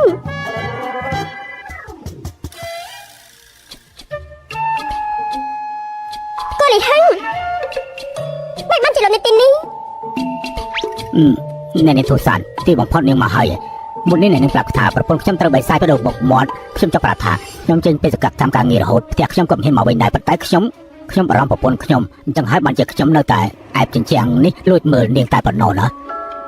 ចាប់ទុកថាមានមនុស្សសញ្ចេតនាម្នាក់ចឹងនាងនិយាយឥឡូវនេះមកខ្ញុំគួរធ្វើយ៉ាងម៉េចទៅខ្ញុំគិតឃើញថានាងចំណាយលុយកាន់តែច្រើនទៅហើយនាងបានតែអ្វីខ្លីសាកសពសត្វរាប់ពាន់ក្បាលមិនអាចឲ្យនាងធ្វើអំពើអាក្រក់ទេទីលោកប្រយ័ត្នទៅទុំនាងខ្ញុំនឹងទៅចាត់ការនាងតាមក្រៅខ្ញុំចូលទៅលោកចង់ជួយប្រពន្ធលោកឬអញខ្ញុំប្រកាសជាចង់ហើយខ្ញុំមានយន្តពីសន្លឹងនៅសតតែពីសន្លឹងប៉ុណ្ណឹងខ្ញុំត្រូវតែទៅតាមខ្លះទៀតតាមសំណាងរបស់បងពួកគេមិនហ៊ានចូលចិត្តបងទីប្រប្រៃតទី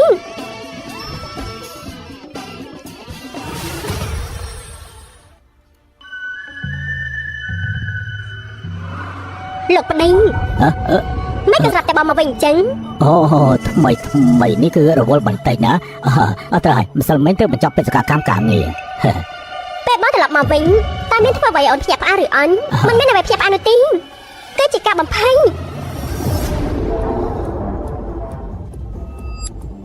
បៃសាំងចាំមកឡំខ្លួនដល់ពេលណាទៀតបើពួកនាងដឹងអស់ទៅហើយអញ្ចឹងយើងក៏មិនបាច់លាក់ខ្លួនទៀតដែរដល់ពេលល្មមខ្ញុំមានអារម្មណ៍ថាស្អប់មុខនេះណាស់នាងក៏មកដល់គាត់ប្រាប់ខ្ញុំគ្រាន់តែសម្រាប់នាងពេលក្រោយយើងមិនបាញ់ បន្លំធ្វើជាអ្នកដតីទៀតនោះទេដូច្នេះហើយពួកនាងថ្ងៃនេះត្រូវតែស្លាប់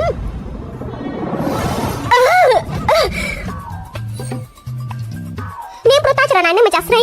នាងក៏ចង់ជំនួសគាត់នាងគិតថាធ្វើបែបនេះនឹងបានដូចប្រាថ្នាមែនទេអ្នកណាឲ្យពួកនាងស្អាតជាងយើងរស់នៅសុខសប្បាយជាងយើងគឺត្រូវតែស្លាប់មករបស់យើងអូនេះ យើងនឹងសម្រាប់នាង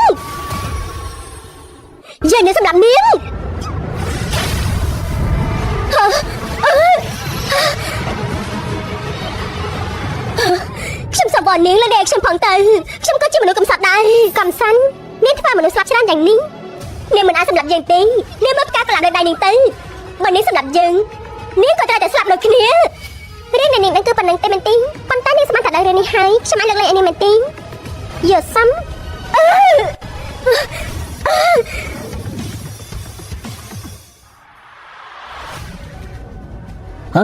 នេះមិនក៏ម៉ែដកផ្ទះរបស់ខ្ញុំនាងបាត់មុខអស់កន្លះខែខ្ញុំស្មានថានាងទៅស្រុកវិញបាត់ហើយនាងគ្រាន់តែធ្វើការផ្លាស់ប្ដូរជាមួយធម្មពលបិសាចខ្លាចជាបែបនេះលលាញ់ឆាប់ទៅជួយមនុស្សទៅអូមិនហើយ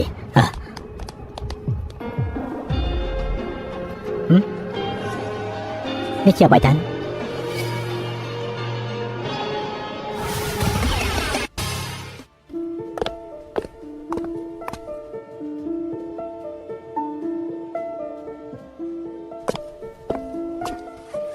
មុំឈប់បារម្ភទៅណាពួកយើងមានសុវត្ថិភាពហើយមានសេជាវរឿងបែបនេះនឹងមិនអាចកើតឡើងពេលក្រោយទៀតទេខ្ញុំស្មានថាខ្ញុំត្រូវស្លាប់នៅបន្ទប់ក្រោមដីទៅហើយសំណាងហើយដែលមានអ្នកទាំងអស់គ្នាម៉ាក់លើកនេះម៉ាក់ក្លាហានណាសេជាវមិនដល់ល្អសុខសុង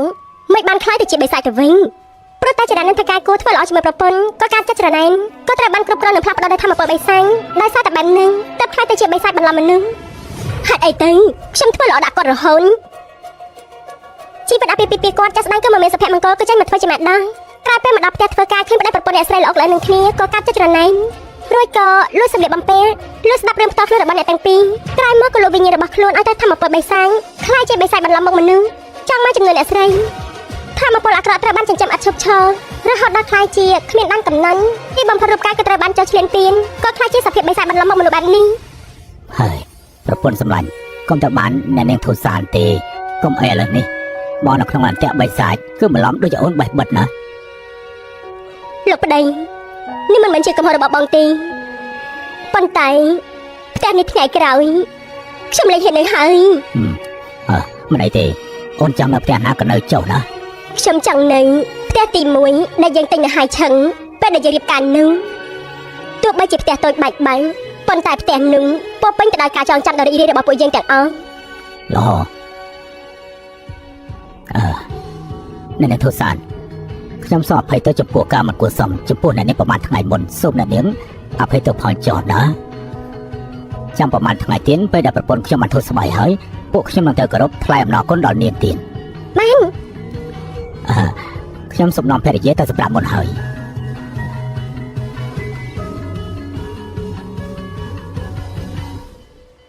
រឿងបានបញ្ចប់ទៅហើយអញ្ចឹងពួកយើងក៏ទៅផ្ទះដៃចន់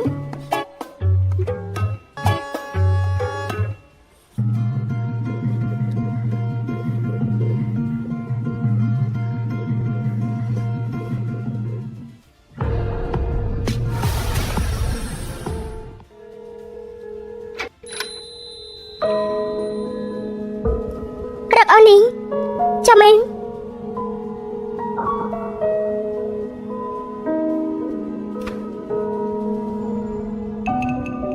បងមកលើកនេះគឺចង់មកសួររឿងផ្កាលើដៃអូនមែនទេនេះជាអ្វីបិសាចបន្លំមកមនុស្សនោះនិយាយជាការពិតដែរទេអូនចុះពីលើភ្នំលើកនេះមិនត្រឹមតែបំពេញពីសន្យារៀបការជាមួយបងប៉ុណ្ណោះទេកូនស្រីនៅក្នុងគ្រួសារធូសានសត្វតែចុះពីលើភ្នំគឺដើម្បីបំពេញសន្យានិងកាតព្វកិច្ចសម្រាប់បិសាចនៅឋានមនុស្សពេលដែលអូនសម្រាប់បិសាចបានមួយនឹងផ្កាកូឡាំដែលនៅលើដៃអូនវានឹងកាត់ឡើងមួយពេលដែលគ្រប់4ដៃអូននឹងត្រូវស្លាប់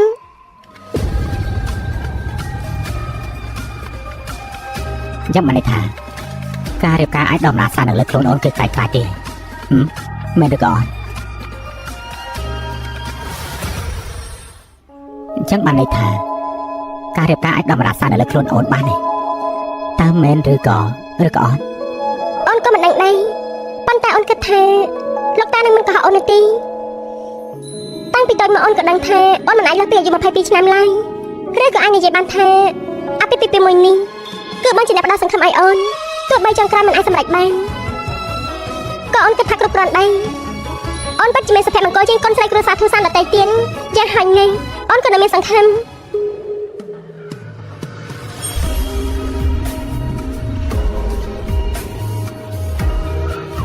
មិនខ្វល់ថាត្រឡប់មកប្រហែលទេមកជួយអូន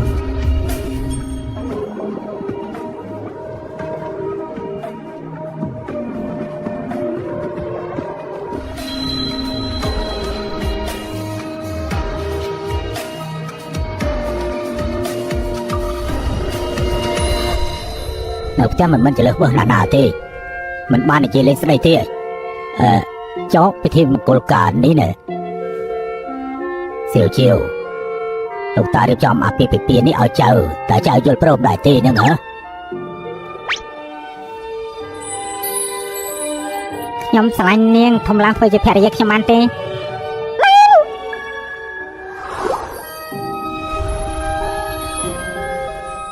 សៀសអ៊ីអរគុណបងនេះព្រឹកមិញម៉ាក់និយាយពីណាមីមួយទៅបរិសុខភាពហើយលោកតានៅកំណត់មិត្តចាស់របស់គាត់ហើយបងថ្លៃមិនក៏មិនចង់មកញ៉ាំបាយពេលព្រឹកអញ្ចឹងណោះ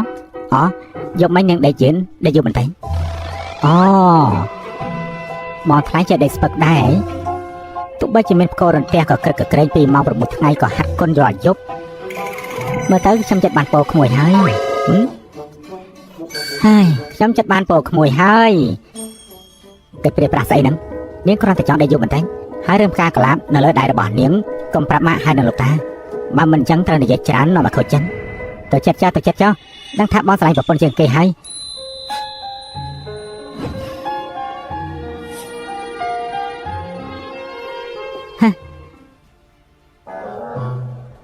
យ៉ាសតែខ្ញុំម្នាក់ឯងទៀតហើយ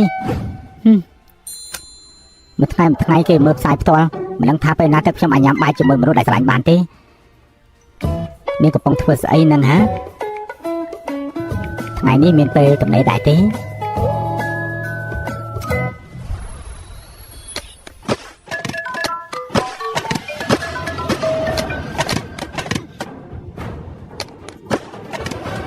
ោកចាប់អត់ទេ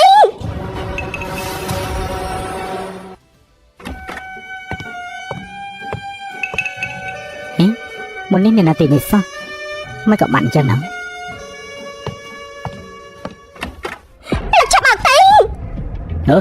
ណែជប់បោកឯងជីនាងសល់លុយមកខ្ញុំមកជប់បោកហើយនាងគិតថាខ្ញុំចង់បោកមែនទេពុករបស់នាងជាពាក់លុយយើង10លានហើយលុតសម្រាប់ខ្លួនម្ដាយរបស់នាងក៏ស្លាប់ដែរនៅសល់តែនាងម្នាក់ទេខ្ញុំមើលឃើញនាងកំសត់បានជាមិនមកទីបំណុលភ្លាមពេលនេះមកចាប់បំណុលមកហើយពូក៏គ្មានចូលបាយដែរក្រែងពូបានសល់ខ្លះហើយមិនចឹងទេ200000ឯងគ្រប់ស្អីទៅថ្លៃកម្មមិនគ្រប់ផងជីបើនាងមិនសងលុយទេនាងរៀបការជាមួយនឹងឆៃឡៅហើទៅគាត់ជាបរិបទម៉ាយណាគាត់ចង់បានកូនប្រុសអើយមួយណែណា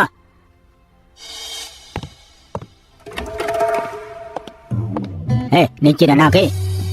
ខ្ញុំមកទិញក្រដាសប៉ូលីនខាងក្រៅអត់មានអ្នកណីគេប្រាប់ថានៅទីនេះ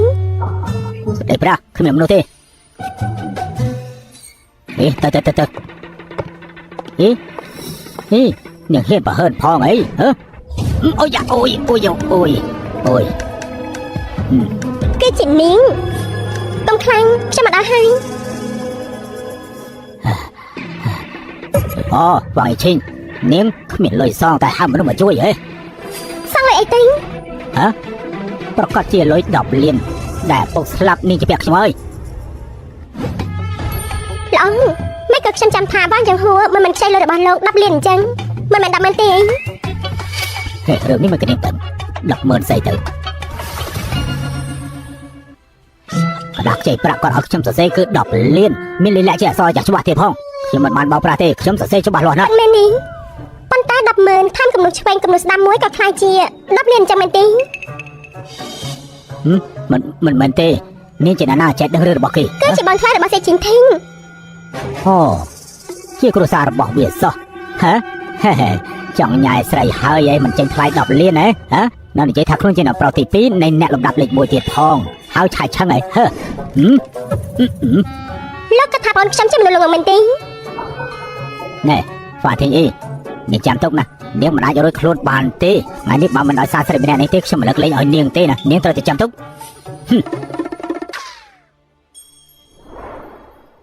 ថ្ងៃនេះអរគុណនាងហើយថ្ងៃនេះនាងមកក៏ព្រោះតែពួកគេទៅរំខានជីងធីងមែនទេជីងធីងសងចំណុចខ្ញុំមុននេះខ្ញុំបានទៀមទាយកមកសងគាត់វិញហើយខ្ញុំមិនចង់នាំទៅដល់ជីងធីងទេអីចឹងថ្ងៃនេះខ្ញុំពិតជាមកទិញกระดาษនឹងប៉ុន្មានប៉ុន្តែជួបរឿងបែបនេះហើយមិនជួយក៏មិនមែនជាចរិតរបស់ខ្ញុំដែរមិនខ្វះថាយ៉ាងណាទេក៏នៅតែអរគុណនាងអញ្ចឹងចាខ្ញុំជានាងញ៉ាំបាយមួយពេលអូមិនបាច់ទេតាទិញ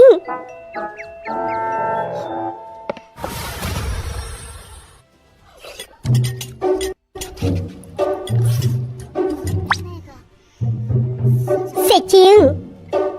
នាងញ៉ាំម្ដងច្រើនយ៉ាងនេះក្រពេលរបស់នាងមិនហាមទេអីពីមុនខ្ញុំមិនបានញ៉ាំឆ្អែនពេលនេះខ្ញុំត្រូវតែញ៉ាំសមមកវិញគ្រូសាស្ត្រមិនដែលនាងញ៉ាំឆ្អែនមែនទេមិនមែនទេ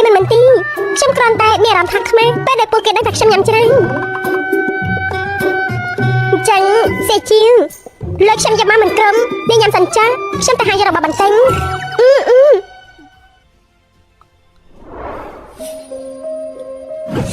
តានោះមិនមែនជាកូនស្រីរបស់ហ្វាងចំហួរដែលខົບខិតជាមួយអ្នកដទៃដើម្បីបន្លំលុយហើយលុបពីលើអាគារនោះទេមិនក៏នៅទីនេះលោហើយក្រយ៉ាងនេះបាយចំណំអ្នកដទៃមកស៊ីផឹកបែបនេះខ្លាចតែមកញ៉ាំបាយមិនឲ្យលុយទេមើលទៅ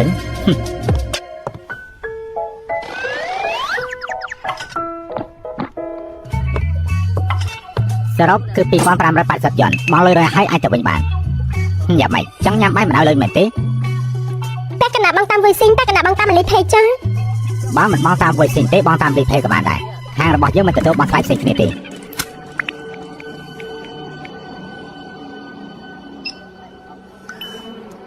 បើអត់លុយទេកុំរៀនតាមគេចេញមកសបាយពិតជាមិនចង់និយាយជាមួយនាងសោះធ្វើឲ្យចោតសំណាងអាក្រក់អស់បើដើរតាមទន្លេអ្នកណាមិនចេះសាន់ជើងខ្ញុំប្រាប់លោកកុំនិយាយអាក្រក់ច្រើនពេកបើមិនអញ្ចឹងពេលដែលស្លាប់នឹងបញ្ជូនទៅឋាននរកដើម្បីដកអណ្ដែងអ្នកនេះម្នាក់នេះជាក់ស្ដែងចេញមកញ៉ាំបាយដែលមិនបានបងលុយគ្រប់ចេញដាក់ធានាឲ្យខ្ញុំស្លាប់ទៀតអញ្ចឹងអ្នកបម្រើដូចជាយើងនឹងត្រូវសមនឹងការប្រាទៀតទៅទេលោកបងពិតជាខ្លាំងមែនអញ្ចឹងតើបានស្រីទាំងនោះត្រូវបងបោកឡើងមកវល់ក្បាក់អស់នាងនិយាយប្រេះប្រាស់ស្អីហ្នឹងខ្ញុំស្ដាប់មិនយល់ទេជំនួយកាលីនាងត្រូវធ្វើអាងឲ្យខ្ញុំណាលោកទៅមុនចុះរឿងនេះតើខ្ញុំជាអ្នកចាត់ការឆាប់សិនខ្ញុំឲ្យលោកទៅនេះចុះនាងចង់យ៉ាងម៉េចទៀតខ្ញុំមិនតន់ឲ្យនាងសុំទោសផងនាងនៅសុំទោសអ្នកនាងខាងនេះខ្ញុំត្រូវការឆែកកាមេរ៉ាក្នុងហាងសិនបើសិនជានាងជាប្រមាថពួកខ្ញុំនឹងឲ្យអ្នកនាងសុំទោសតែបើមិនមានទេពួកខ្ញុំនឹងសុំទោសទៅអ្នកនាងវិញល្អអន្តែអ្នកនាងនឹងមិនទាន់បាត់បង់ស្មារតីដោយសារក្តីស្រឡាញ់ទេសម្ដីនាងបានន័យថាមិញតែក៏មិនដែរទេនាងមិនសង្ស័យបរិបទដែលពួកការសម្ដែងនេះចិត្តនាងនេះមានអ្វីលាក់បាំងជាមួយនាងទេកម្មបិទជាផាតេងសម្ដីជាផាតេងចាំដល់ថ្ងៃទាំងនេះខ្លាចជាការពិនខ្ញុំនឹងមកយកសំណងវិញធ្វើស្អីហ្នឹងនិយាយប្រេះប្រាស់ប្រយ័ត្នខ្ញុំហាក្រុមសន្តិសុខថានាងបោកប្រាស់ចាប់នាងទៅ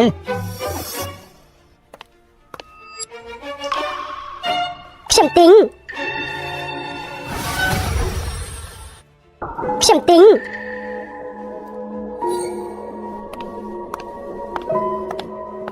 តានីងមានរឿងអីកាត់ឡើងនេះលោកគឺជាថៅកែនៅបានលបែងឲ្យប៉ាខ្ញុំខ្ចីប្រាក់ជាមួយនឹងលោកពូមែនទេមិនក៏មកទីនេះធ្វើជាអ្នករត់តឹងនាងនិយាយប្រេះប្រាស់ស្អីខ្ញុំមិនអាចបានជួបនាងទេមិននាងអញលោកក៏ធ្លាប់មកផ្ទះខ្ញុំទេបំណងដែរមានរឿងអីទៅក្រែងលោកថាលោកគឺជានិស្សិតគ្មានលុយមកកន្លែងធ្វើការនោះអីមិនបានជាពាក់ព័ន្ធនឹងបានលបែងអញ្ចឹងជំនួយកាលីពួកនាងមិនខូចឈ្មោះរបស់ខ្ញុំណាចុះខ្ញុំមិនប្រកាន់នឹងពួកនាងទេពួកនាងប្រយ័ត្នទៅសម្រាប់ចេញទៅចាជីងអីចង់មានរឿងល្អមកឬអត់ការដាក់ដកជំហានដំបងបានជោគជ័យ ចំណុចការនេះបដិបលីចឹងគេគឺជាអ្នកបោកប្រាស់សកម្មនាងគេបានប្រើតែសញ្ញារបស់នាងដើម្បីខ្ចីប្រាក់ពីអ្នកចង់ឃើញហើយពេលនេះមានចំនួនច្រើនសន្ធឹកសន្ធាប់មួយរយៈមុនក៏សុំច្បាប់នាងត្រឡប់ទៅផ្ទះមើលពុកម្ដាយក៏ជាការបោកប្រាស់តាមពិតគេចង់រត់គេញនាងនិយាយពេលប្រាអីមិនបានទេសៀនាងកុំចិត្តតានាងគ្រាន់តែជាមនុស្សចម្បាច់អ្នកបាទសៀនាងកុំភ្លេចថាខ្ញុំដោយសារតែជួយនាងទៅត្រូវឡានបុកដេកពេទ្យអស់រយៈពេល3ខែនោះគ្រាន់តែជាល្បិចបោកប្រាស់របស់លោកតែប៉ុណ្ណឹងខ្លាចខ្ញុំជិបស្រីស្អានជួយមិនបានហើយថែមទាំងឲ្យខ្លួនចោលទៅរងទុកទៀនប្រេប្រានាងនិយាយមិនខុសបានហើយខ្ញុំមិនស្មានថាលោកគេជាមនុស្សបែបនេះសោះមកស្អីសៀនាងត្រូវតែជិះចាក់លើខ្ញុំតែយកតាសញ្ញាបានពួកយើងទៅសិបជាមួយគ្នាឯងស្មានថាយើងជាមនុស្សល្ងងមែនទេឯងត្រឡប់ទៅវិញងាយស្រួលនឹងរត់គេមែនទេខ្ញុំឆ្ងល់ថាហេតុអីបានជាឯងកាត់ទៅបែបនេះត្រឡប់ទៅវិញមើលឪពុកម្ដាយមួយទៀនឯងស្មានថាឯងបានជួយយើងមែនទេពេលនោះយើងកិច្ចពីម៉ូតូអាគុយនោះឯងបានជារងយើងចូលវិញយើងស្មានថាឯងគឺជាមនុស្សល្ងងបែងចែកគេដើមមិនដាញ់តាមពិតខ្ញុំជាមនុស្សល្ងងជាលើសម្ដីបោកប្រាស់ឯងហ៎ឯងនៅហ៊ានយកតាសញ្ញាបត្ររបស់យើងទៅចងការប្រាក់គេផងឯងពិតជាធំធំមែនមិននឹកស្មានថាឯងហ៊ានធ្វើបែបនេះសោះឯងពិតជាធ្វើឲ្យយើងខឹងចិត្តសັບទៅហើយចាំមើលយើងនឹងគប់ឯងឲ្យងំអាប្រុសសាវ៉ាយើងឲ្យឯងបោកយើងបោកលុយយើងកុំ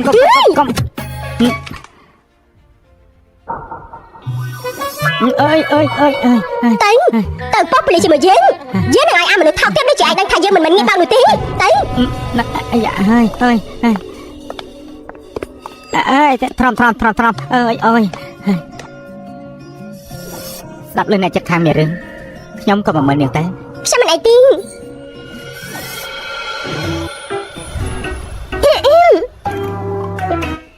បោះថ្លៃ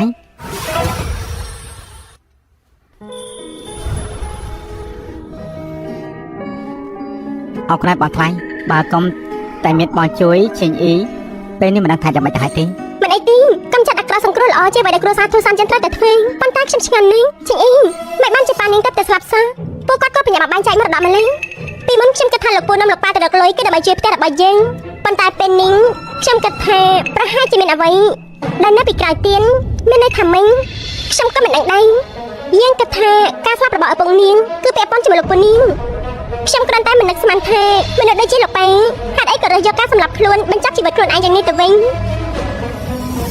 ចុះវាសនារបស់លោកពូមិនរាប់បញ្ចូលទាំងការសម្លាប់មនុស្សទេក៏មិនមែនជាកិច្ចការដែលផ្ទាល់ដែរ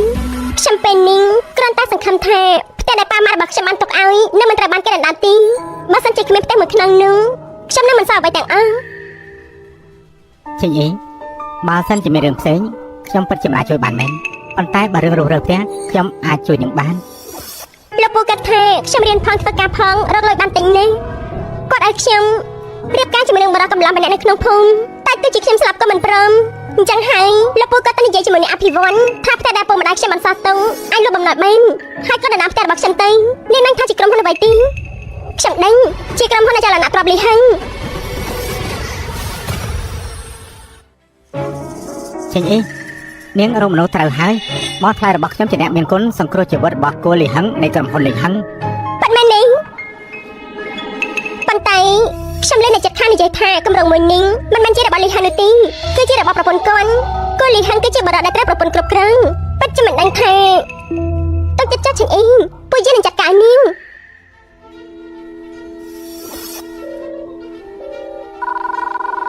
កូនប្រសាររបស់ឯងតែទូរស័ព្ទមកយើងហើយយ៉ាងម៉េចប្រហែលជានាងគិតថាយើងនាំឯងដល់ទៅអីវ៉ាន់យូរពេកចាំបានមនុស្សទៅវិញសៀជាវនាងមិនដឹងថាពួកយើងនៅជាមួយគ្នាទេអញ្ចឹងខ្ញុំស្ដាប់មើលសិនអាឡូសៀជាវទីបំផុតនាងនៅឃើញតែទូរស័ព្ទមកអ្នកមីងមូហើយឯងរឿងដែលនាងជួយមីងកាលពីលើកមុនមីងនៅមិនទាន់បានទៅជួបនាងអរគុណផងអ្នកមីងគឺជាមិត្តរបស់ម៉ាក់សេអ៊ីជួយអ្នកមីងគឺជារឿងដែលគាត់ធ្វើបំផុតប៉ុន្តែលើកនេះគឺមានរឿងអ្វីផ្សេងដែលសូមឲ្យអ្នកមីងជួយអូមានរឿងអីទៅចាំនិយាយមកចង់គម្រោងរស់នៅផ្លូវទីភីងឪពុកមិនប្រាប់របស់ខ្ញុំទៅតែស្លាប់ហើយពុករបស់នាងក៏ចង់កាន់កាប់ផ្ទះក៏បាននិយាយថាមានអ្វីមួយតាក់ទងនឹងអចលនៈទ្រាំអ្នកមីងថាតែមើលតើរឿងនេះវាយ៉ាងម៉េចផ្លូវទីភីងអូមីងនឹកឃើញហើយគម្រោងនេះគឺសាច់ឈាមឆ្ងាយម្នាក់ធ្វើគម្រោងនេះនៅពេលនោះមីងក៏មិនបានយកស្រាប់ជាមួយនឹងពួកគាត់ដែរកន្លែងនោះអ្នករស់នៅគឺចាស់ច្រើនដូច្នេះរស់រើសង់ឡើងវិញគឺវាលំបាកឯងទុកចិត្តចោះរឿងនេះទុកឲ្យមីងជាអ្នកដោះស្រាយអរគុណហើយអ្នកមីងមិនបាច់គួរសន្តិឥឡូវនេះមីងនឹងត្រូវឯងល្អកូនភាសាឯងដែលគ្មានអ្វីដែលមិនអាចធ្វើបាននោះឥឡូវនេះក៏ដល់ពេលពឹងពាក់លើខ្ញុំដែរ លើកទី1ហើយតែស្ដាប់លឺអ្នកមិញមុខនិយាយទៅជ្រាបបែបនេះ អរគុណអ្នកនាងខ្លាំងណាស់អ្នកនាងទូសានមិនអីនោះទេក៏ព្រោះតែថ្ងៃនេះខ្ញុំបានញ៉ាំឆ្អែតនៅពេលដែរអាឡូថាមិញ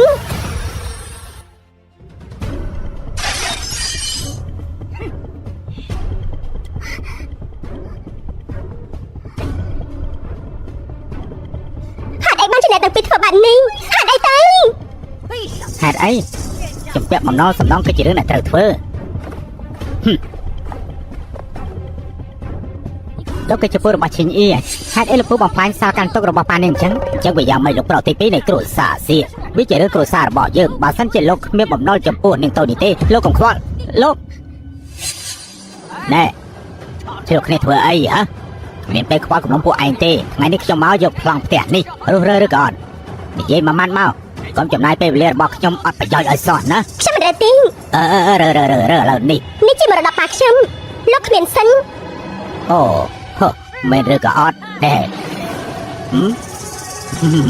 មើលឲ្យច្បាស់ជាអីក៏មិនទោសលោកពូបង្ខំឯងចង់មិនទោសគឺមិនទោសខ្លួនឯងវាស្នាមមិនល្អនឹងឪពុករបស់ឯងញៀនថ្នាំបានហើយឥឡូវនេះអាចរើបានហើយមែនទេហេយករបស់ផ្ទះរបស់ពួកនឹងបោះទៅខាងក្រៅភ្លាមទៅបាទ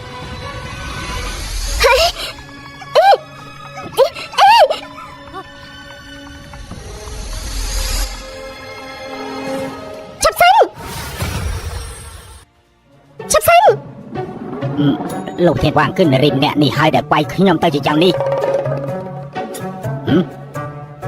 នេះជាណាហេតុមកផ្ដាំនៅទឹកដីរបស់យើងដឹងថាជាណាទេ គេមិនដែលស្ដាប់លើបរិយាម្នាក់នេះមែន មិនដែលស្ដាប់លើគឺត្រូវហើយយានពួកអ្នកក្រដូចជាពួកឯងគឺវាមិនដូចគ្នាទេណាហេគាត់គឺលោកប្រធានវាងរបស់យើងគឺជាប្អូនថ្លៃរបស់តកែធំគួរនៃក្រុមហ៊ុនគួរណាគាត់និយាយមួយម៉ាត់ហាយឈិញគឺត្រូវតែរកូនរង្គើភ្លាមប៉ុន្តែអ្នកមីងមកបាននិយាយប្រាប់ខ្ញុំថាគេគ្រាន់តែជាសាច់ញាតិឆ្ងាយម្នាក់តែប៉ុណ្ណឹង នាងកំពុងនិយាយព្រៃប្រាស្អីហ្នឹងនាងគ្រាន់តែដឹងឈ្មោះប្អូនស្រីរបស់លោកប្រធានបានតែប៉ុណ្ណោះនាងចាប់ផ្ដើមអួតបង្ហាញហើយនាងពិតជាគិតយ៉ាងនេះខ្ញុំនិយាយប៉ុណ្ណឹងបើមិនចេះក៏ទូរស័ព្ទទៅបើជាដល់មួយបងមុខរបស់យើងនៅផ្លូវទី2តើមានសាច់ញាតិដែរទេឯងមានជំងឺទេផ្លូវទី2គឺជាកន្លែងស្អីបងមុខមិននឹងឯងមានសាច់ញាតិក្រនៅកន្លែងនោះទៅតែញ៉ាយស្រីតាមមិនទេសំទោសបងសំទោសខ្ញុំមកឡំខ្លួនដូចមែនទេវាត្រូវនឹងបោកប្រាស់បាត់ហើយបើនាងពិតជាស្គាល់បងវាងមុខមែនណាយើងពេលនេះគឺវាងមុខហើយចាំមើលថ្ងៃនេះយើងចាត់ការនេះយ៉ាងម៉េចដាក់ដៃចុះភ្លាមដាក់ដៃចុះភ្លាមណែបងឯងពិតជាខ្លាំងធំមែនហ៊ានផ្កាន់ជាមួយនឹងអ្នកមានគុណរបស់យើងផងអាយ៉ាពួកនាងទាញមនុស្សម្នាក់ពីផ្លូវមកនិយាយថានាងគឺជាវាងមុខជប់និយាយទៅឯងធ្វើបាបយើងធ្វើបាបច្រើនទៀតផងឯងហ៊ានប្រាឈ្មោះរបស់យើងយកទៅបោកប្រាស់ធ្វើបាបប្រជាជនសាមញ្ញយើងមើលទៅថ្ងៃក្រោយមិនបាច់មកធ្វើការនៅលីហឹងទៀតទេណែបងមុខផ្ដល់ឱកាសខ្ញុំម្ដងទៀតមិញនេះអ្នកណានិយាយថាគឺជាព្រះខ្ញុំស្អែកនេះទៅកន្លែងហេរ៉ាញ់កថោបាក់ប្រាក់ខែទៅឯងនៅបងជាដូនមួយរបស់ឯងជាមនុស្សដែលយកអំណាចមកធ្វើបាបមនុស្សបែបនេះយើងមិនអាចយកឯងបាននោះទេនេះមិនឆាប់ទៅទៀតបាទអេណែអើយមិនអីទេនេះមើលគេទៅបើសិនជាមានការយកច្រឡំទៅហើយអញ្ចឹងខ្ញុំសុំតមុនសិនហើយឆាប់សិនខ្ញុំឲ្យលោកទៅនេះលោកចង់ទៅនេះអ្នកនាងលើកលែខ្ញុំម្ដងទៅខ្ញុំគ្មានចេតនាធ្វើឲ្យនាងឈិញលំបាកអីទេគឺខ្ញុំទៅមេបំណុលបង្ខំដល់គ្មានផ្លូវតល់ច្រកទៅបារកនាងឲ្យយកលុយសងគេតែប៉ុណ្ណោះណាសរុបមកឪពុករបស់នាងចំពាក់លុយលោកប៉ុន្មានទេ5លានលើកមើលក្រដាស់ខ្ចីប្រាក់ដែលលោកឲ្យខ្ញុំមើលគឺ10លានពិតជា5លានពិតមែនកាលនៅឪពុករបស់នាងចង់ខ្លាចជាអ្នកមានខ្ញុំក៏គាត់មិនជាប់ដែរគាត់យកសម្បត្តិទាំងអស់ចូលទៅហើយនាងទៅខំមកពីខ្ញុំណែនាំឲ្យគាត់ដើរផ្លូវមិនល្អប៉ុន្តែលុយច្រើនបែបនេះមិនអាចឲ្យខ្ញុំចេញបានទេម៉ែបំណត់ដែលលោកបាននិយាយនេះគឺឈ្មោះនាងហៅមែនទេមិនក៏នាងដឹងប៉ុន្តែនាងហៅត្រូវបានគេយកទៅកាត់ទោសពីបទឆោបបាំងក្រៅពីនេះតើក្មេងតំណែងដូចជាគាត់អាចយក5លានទៅឲ្យអ្នកដទៃខ្ចីបានតាមរបៀបនេះ ប្រកាសជាលោកបោកខ្ញុំទោះបីជាប៉ាអស់លុយយ៉ាងណាក៏គាត់មិនអាចញៀនល្បែងញៀនដល់ថ្នាក់នេះដែរគឺពិតជាប្រាប់លេនមិនគឺអ្វីដែលបកាយទេនេះគឺជាកណ្ដាស់ខ្ចីប្រាក់ដែលប៉ារបស់នាងសរសេរឲ្យខ្ញុំនាងមើលទៅនេះគឺជាផតាំងផតាំងប៉ាលោកចង់បានផតាំងមែនទេអញ្ចឹងខ្ញុំจะផតាំងឲ្យលោកចេញអ៊ីខ្ញុំចាំថាថ្ងៃនេះជាថ្ងៃទី7របស់ប៉ានាងមែនទេ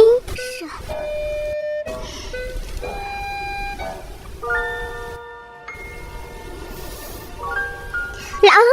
ខ្ញុំនឹងឲ្យគាត់មកនិយាយដល់ខ្លួនឯងថាមានអ្វីកើតឡើងលោកហ៊ានជប់គាត់ឬអត់នាងទៅឈប់បោកមនុស្សទៅនាងទៅឈប់បោកមនុស្សទៅប៉ានាងស្លាប់ហើយមកជប់មនុស្សយ៉ាងម៉េចទៅហ៎លោកមិនត្រឹមតែធ្វើឲ្យឪពុកនាងស្លាប់ថែមទាំងឲ្យនាងសំអំណរខ្លាំងៗរបស់លោកទៀតខ្ញុំថាហ្វាញចង្ហួរប្រកាសជាមានពេលច្រើនចង់និយាយជាមួយលោកអាយ៉ា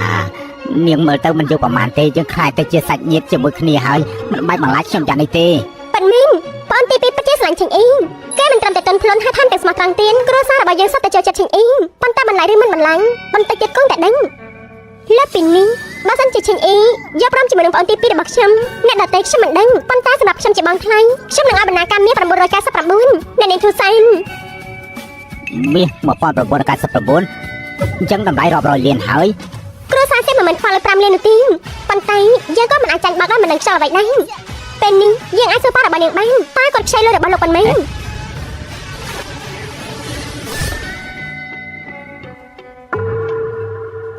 កំណត់ពេលកន្លះម៉ោងមានគំនុំសងគំនុំមានអញ្ជតែថតរោគចិត្តតែថុល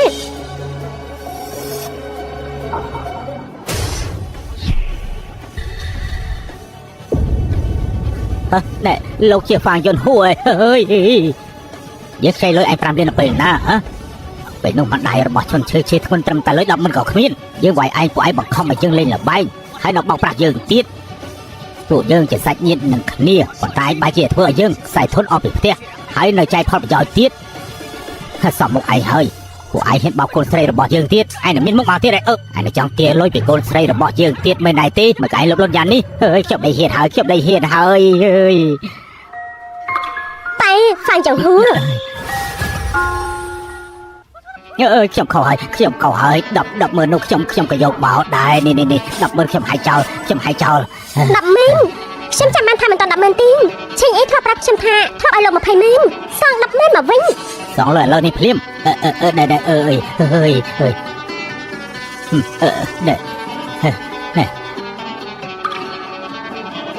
៊ានធ្វើបាបកូនស្រីរបស់យើងទៀតឯងល្អមើលហើយហ្វាញចង្ហួរពិតជាលបងមែនមកអរគុណនាងហើយថ្ងៃនេះជួយកូនស្រីរបស់ខ្ញុំអ្នកមីងមកអ្នកមីងនឹងលពូហ្វាងពីមុនស្គាល់គ្នាតាមមែនទេមិនត្រឹមតែស្គាល់គ្នាទេខានតែតងគ្នាយូរហើយ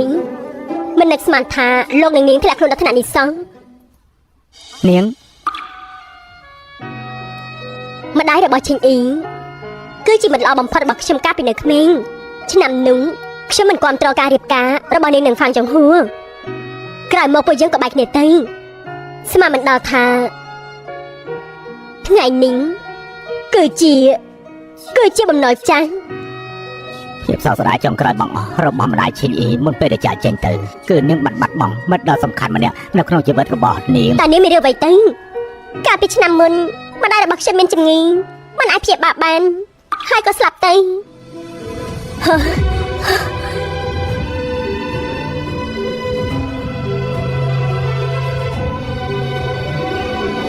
ចាប់ពីថ្ងៃនេះទៅខ្ញុំនឹងចាត់ទុកឈិងអ៊ីដូចជាកូនស្រីរបស់ខ្ញុំបង្កើនប៉ុន្តែមិនបានន័យថាខ្ញុំគ្រប់គ្រងអាពាហ៍ពិពាហ៍របស់លោកជាមួយនឹងម្ដាយឈិងអ៊ីឡើយលោកមិនសមជាមួយនឹងទីលោកធ្វើបាបនាងមកឈិងអ៊ីនៅជាមួយនឹងនាងខ្ញុំទុកចិត្តគឺខ្ញុំទុកចិត្តខ្លាំងណាស់ពេលវេលាច្បាស់ហើយអ្នកសាប់បាននីតិទាន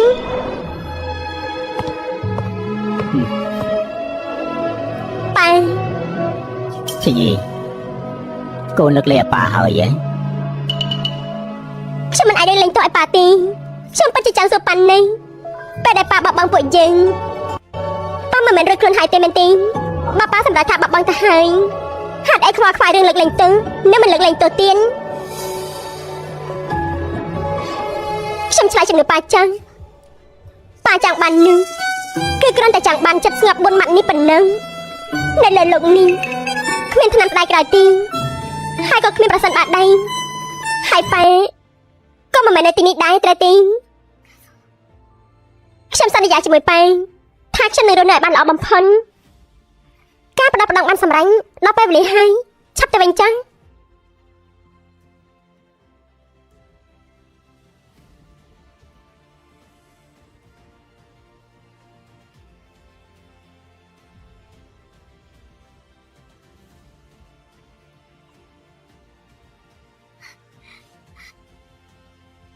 មកថ្លៃហ្វាំងយងហួរនោះគឺជាអ្វីនោះមែនទេវិញ្ញាណធូរគ្រាន់តែជាវិធីដែលឲ្យមនុស្សបង្កើតអារម្មណ៍សាមញ្ញឲ្យមនុស្សអាក្រក់បង្ហាញមុខមាត់តែប៉ុណ្ណឹងគ្រាន់តែជាភាពសោកសៅប៉ុណ្ណឹង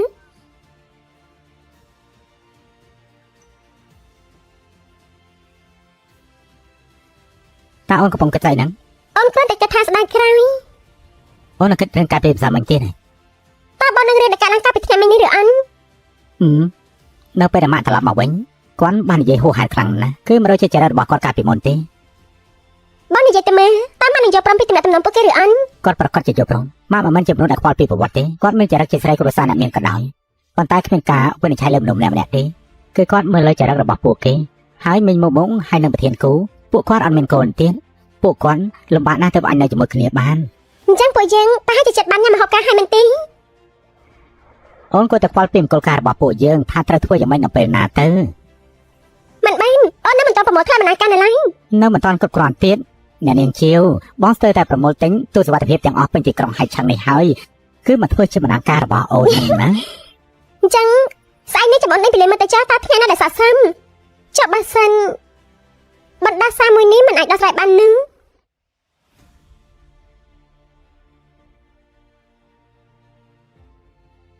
ប្រកាសជាអាចដោះស្រាយបាន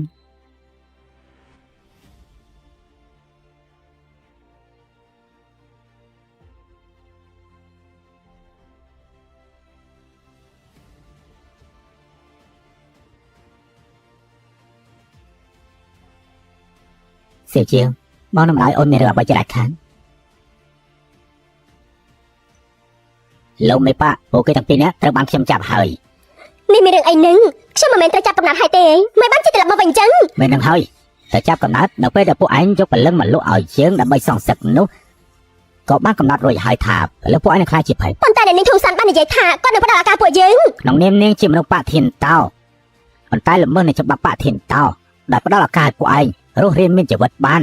វាពិតជាកំសាន្តណាស់ក្នុងនាមយើងជាអ្នកបន្តប្រធានបឋិនតោអញ្ចឹងតើលោកចង់ធ្វើយ៉ាងម៉េចត្រូវឲ្យពួកយើងបានស្លាប់ហើយតើលោកនឹងចង់ធ្វើស្អីទៀតដោយដែលយើងបានព្រមព្រៀងនឹងគ្នាហើយយើងនឹងឲ្យព្រលឹងឯងទាំងពីរ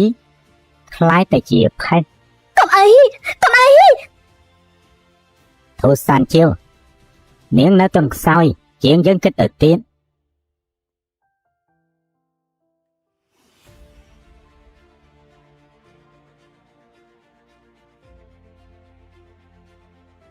បងតក្រំសិនហើយអូនគេទៀតចុះណា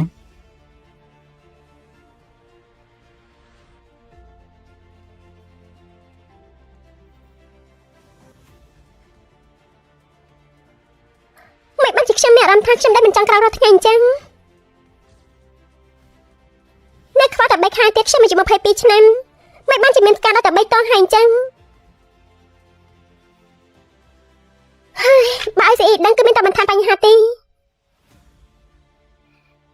តើនេះជាស្អីហ្នឹង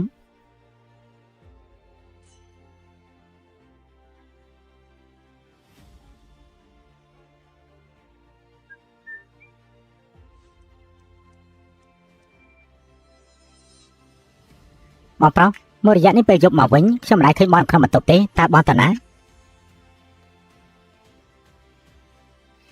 កូនក្មេងកំចាត់នឹងរឿងចាស់ច្រើនពេកខ្ញុំគ្រាន់តែសួរបន្តិចមិនបានទេសៀវជាវអាចចូលមកក្នុងគ្រួសារពួកយើងក៏មានរយៈពេល3ខែដែរពួកឯងគួរតែចូលឲ្យតាស្វល់បន្ទាប់មកឬពេលវេលាស័ក្តិសមមួយឬចំអង្គុលការទៅនេះទៅមានអារម្មណ៍ធូរខ្លះណាស់លោកតាខ្ញុំបានពិភាក្សាជាមួយនឹងសៀវជារួចហើយពួកខ្ញុំគិតថាមុនពេលរៀបការខ្ញុំចង់ទៅទីក្រុងអ៊ីនឆាំងបន្តិចតើអូនបាននិយាយថាអូនចង់ត្រឡប់ទៅវិញតាំងពីពេលនេះសៀវជាវនៅទីក្រុងអ៊ីនឆាំងឲ្យមានសាច់ញាតិផ្សេងមែនទេមិនអញ្ចឹងត្រឡប់ទៅវិញម្ដងនេះមកចំហតែម្ដងទៅ ហើយនាំសាច់ញាតិរបស់ឯងមកទាំងអស់មកណាចាំទៅចាប់កម្មវិធីចាំឲ្យពួកគាត់ត្រឡប់ទៅវិញខ្ញុំនៅមានសាច់ច្បាស់ខ្លះទៀតនៅលើភ្នំពួកគាត់សាមញ្ញនេះខ្ញុំគិតថាពួកគាត់មិនចូលចិត្តកន្លែងមានច្បាប់ទម្លាប់ឡើយហើយមនុស្សដែលហាត់គុណមានចិត្តបរិសុទ្ធបំផុតហើយសៀវជាវឯងត្រូវយកការអញ្ជើញរបស់តាប្រាប់ដល់អ្នកគ្រប់គ្នាផងចុះណាចាលោកទីខ្ញុំដឹងហើយអ្នកបងបញ្ញាត្រឡប់មកវិញយ៉ាងនេះដោយសារស្នាមដៃនៅលើដៃរបស់បងឯងមើលទៅវាបាត់ហាញទៅ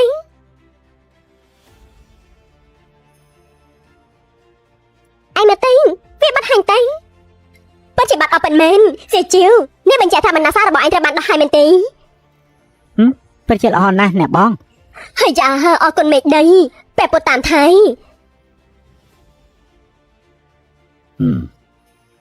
បើពួកឯងសម្រេចទៅទីក្រុងអ៊ីនឆឹងហើយកាន់តែប្រញាប់កាន់តែល្អមិនត្រូវយឺតយ៉ាវទេបើមិនមានការទេថ្ងៃស្អែកទៅតែម្ដងទៅបាទ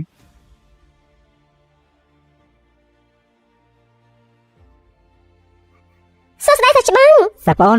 ឯងចុះលើភ្នំទៅតែបាន3ខែទេមិនបានជាឯងត្រឡប់មកវិញលឿនម្ល៉េះនៅតែត្រឡប់មកវិញល្អជាងនៅលើភ្នំស្ងប់ស្ងាត់ទោះបីជាអបសពបន្តិចក៏ពិតមែនប៉ុន្តែល្អណាស់ត្រហើយសាប់អូនឥឡូវនេះស្គមខ្លាំងណាស់សួស្ដីសាច់ច្បាំងគ្រប់គ្នាលោកគឺបែរស្គមស្គាំងបែបនេះគ្រាន់តែឃើញក៏ដឹងថាមិនជាមនុស្សក្រុមឆឹងដែរតែមិនអាចជាគូរនឹងសាប់អូនទេដឹងដែលលោកបានភ្ជាប់ពាក្យកាលពីនៅក្មេងនោះឯងសាច់ច្បាំងនេះគឺជាស្វាមីខ្ញុំអត់ទេគ្រាន់តែមិនយល់ទេត្រូវហើយត្រូវសាប់អូនមិននឹងអាចរៀបការជាមួយមនុស្សប្រុសបែបនេះទៅណោះមិនដែរទេហ៎សាប់អូនទៅសាច់ច្បាំងខ្ញុំនិយាយទៅពួកយើងមិនចង់ឲ្យតាសវរដូចហើយសាប់អូនមិនសាច់ច្បាស់ថៃឯងទេតើមានស្អីដែលល្អទៅគាត់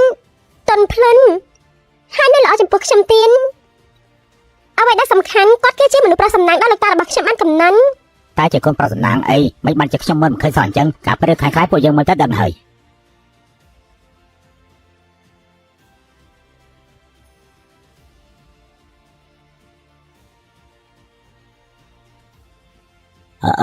ខ្ញុំហ្វឹកហាត់ជាច្រើនឆ្នាំមកហើយ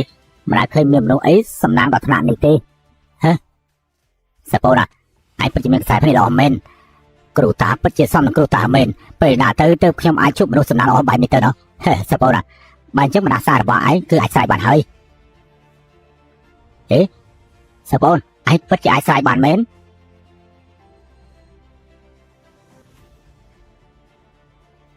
ចាំងសៀវហ្វឹង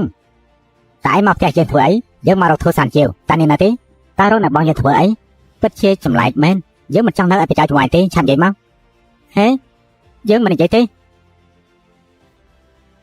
អនុគ្រូសាចាងលោកតាខ្ញុំមករកអ្នកនឹងធ្វើសានគេមានសំខាន់តើគេណែណាគេទៅក្រុងអ៊ីនឆឹងបាត់ទៅហើយមករកគេមានកាយដែរដើម្បីការភ្នាល់ឲ្យឆ្លងកាត់រយៈពេល100ឆ្នាំក៏ភ្នាល់គឺជាការភ្នាល់អ្វី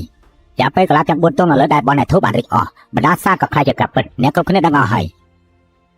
បណ្ដាសាររបស់អ្នកបងយើងបានស្រ័យអស់ហើយតែជាការកលាប់ខ្មោចយកស្អីទៅវាបាត់អស់ទៅហើយណែមិនអាចទៅមកពាក់បរនេះត្រូវកសានធូគ្រប់រុំធូសានជាបានត្រឡប់មកវិញហើយលោកតាខ្ញុំថ្ងៃនេះបាននាំស្វាមីដែលលោកតាបានភ្ជាប់ពីឲ្យខ្ញុំត្រឡប់មកវិញហើយតើលោកតាមើលឃើញឬអន់CCEគេមិនដូចជាមនុស្សកាពីនៅក្មេងទេពេលនេះគេខ្លាចជាមនុស្សប្រុសម្នាក់ដែលអាចបានខ្លាប់បានភ្លៀងអាចឲ្យស្រីបាន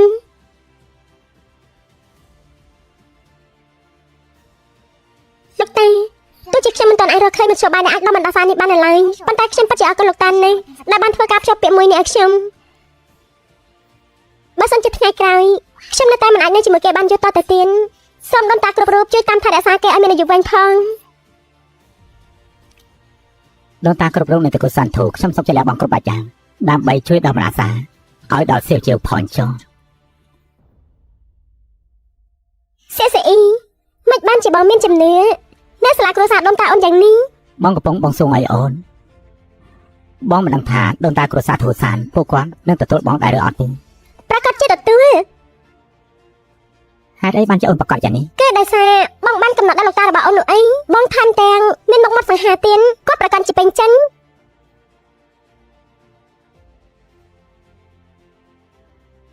សៀវជាវពួកយើងបានជួបចាស់ទុំតែសងខាងហើយនៅពេលត្រឡប់ទៅវិញហើយយើងប្រពៃពិធីភ្ជាប់ពាក្យទៅល្អប៉ុន្តែសាររបស់អូនពួកគាត់ប្រកាសផឹកនេះយប់នេះបងប្រកាសជាទប់ទល់មិនឈ្នះនោះទេទប់មិនឈ្នះក៏ត្រូវតែទ្រាំដែរបងមិនអាចឲ្យសៀវជាវបាក់មុខទេបើមិនឈ្នះបងទៅអង្គុយតកូនក្មេងចុះ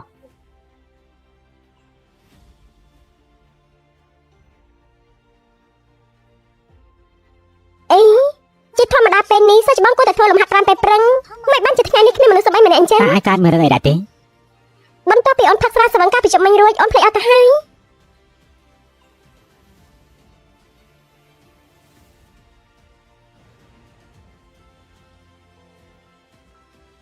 សិស្សច្បងរបស់នាងបានមកដល់ទីនេះអស់ហើយនាងត្រូវតែមករូបភ្នំនៅក្រៅតែម្នាក់ឯងមិនល្អហើយគឺប៉ាធានតា តាប៉ាធានតើជាអ្វី ប៉ាធានតាគឺជាប៉ាមួយដែលសម្ងាត់បំផុតក្នុងពិភពគុណពួកគេហៅខ្លួនឯងថាគឺជាមេគានៃឋានសួគ៌ពួកគេយល់ថាអ្វីដែលផ្ទុយនឹងច្បាប់ធម្មជាតិគឺមិនក៏មានឡើយដូចជាសៀនតាហើយមនុស្សធម្មតាដែលកើតមកមានសំណាងល្អដូចជាបងក៏ពួកគេរាប់បញ្ចូលដែរ អញ្ចឹងពួកគេចង់ធ្វើអី អូនក៏មិនដឹងដែរប៉ុន្តែព្រួយតែបាញ់មកនេះប្រាប់ថាពួកគេចាប់បានសច្បងទៅហើយពួកគេដូចជាចង់ណាត់អូនទៅប្រយ័ត្ន បងនឹងកំដរអូនទៅជាមួយគ្នា សៀសអ៊ីរឿងនេះគ្រោះថ្នាក់ណាស់ បងមិនខ្វល់អូនតាណាបងទៅជាមួយអូន ហើយយ៉ាកម្លាំងធាតុរបស់ពួកគេគឺមិនអាចឈ្នះអូនបានឡើយអូនទៅតែម្នាក់ឯងក៏កម្ចាត់ពួកគេបានដែរ តែណាថាបងជាមួយធម្មតានោះអូនមើលសំណាងរបស់បងទៅ អញ្ចឹងក៏បាន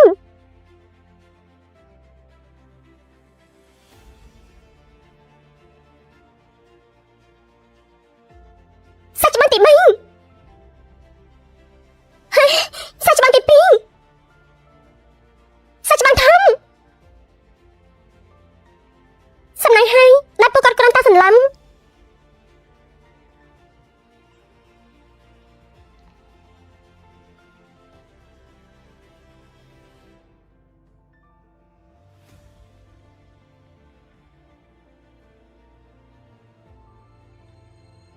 ចាងសៀវហ្វឹងមិនបាច់យាយណាទីនេះ គេមិនមែនចាងស៊ីហ្វឹងទីគេគឺជាធានតាំង តើនាងដឹងដល់របៀបណាគឺពេលទោះទីលើកដំបងនោះតើមិនដែរទេ ពេលដែលអញចាំមកដំបងខ្ញុំបានដឹងទៅហើយគ្រាន់តែកម្លាំងធាតុរបស់លោកពីមុនខ្លាំងពេកតែបានជាខ្ញុំមើលមិនឃើញនឹង ដល់ឡែកខ្ញុំគិតថាខ្ញុំមិនពាក់ព័ន្ធនឹងតកលធូសានអីទៀតឡើយតែស្មានមកដល់ថាខ្ញុំជួបនាងនៅទីនេះ លោកចង់ជួបខ្ញុំធ្វើអី មើលទៅកញ្ចក់ធូសាននោះមិនបានប្រាប់នាងទេថាបឋានតោពួកយើងនៅតកលធូសាននឹងនាងគឺមានការសន្យាមួយទោះបីជាយើងសុទ្ធតែជាអ្នកស្នងតម្លៃមេឃានៃខាងសូក៏ដោយប៉ុន្តែពួកយើងខុសគ្នាឆ្ងាយណាស់តកលធូសានពួកនាងជាស្ត្រីមានកម្លាំងខ្លាំងជាងនាងនិយាយថាមនុស្សលោកមានសេចក្តីស្រឡាញ់ពិតប្រាកដដល់ពេលដែលពួកយើងនិយាយថាមនុស្សលោកគឺត្រឹមត្រូវបដាសាអាយុ22ឆ្នាំមិនមែនមានតែចំពោះតកលធូសានរបស់នាងទេគ្រូសាស្ត្រក៏និយាយថានាងបំបីបណ្ដាសានេះបានប៉ុន្តែបើសិនជានាងបំបាច់បានការស្លាប់នោះនឹងខ្លាចជាខ្ញុំហើយស្នាមលើដៃនាងនោះគ្រាន់តែជាការបន្លំតែប៉ុណ្ណោះ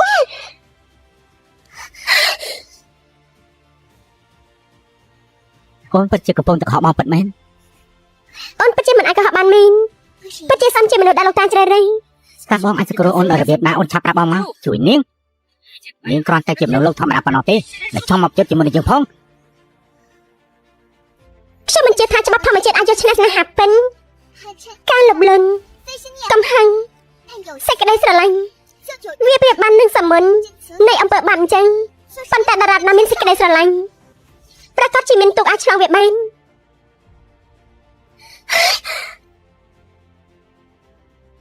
កុំចុំ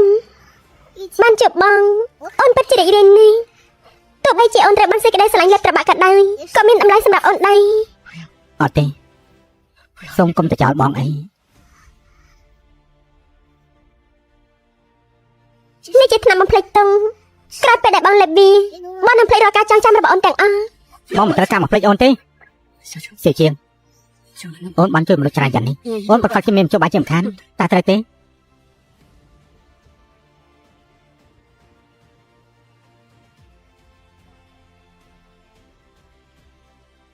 សៀជាងសៀជាងសៀជាងសៀជាង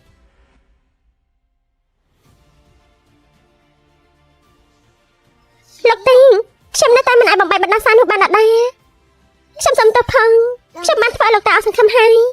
មើលល្ងងនេះមានអីដែលត្រូវគោបន្ទោនោះនេះគឺជាជោគវាសនារបស់តកូលធូសានសៀជាងធូសាន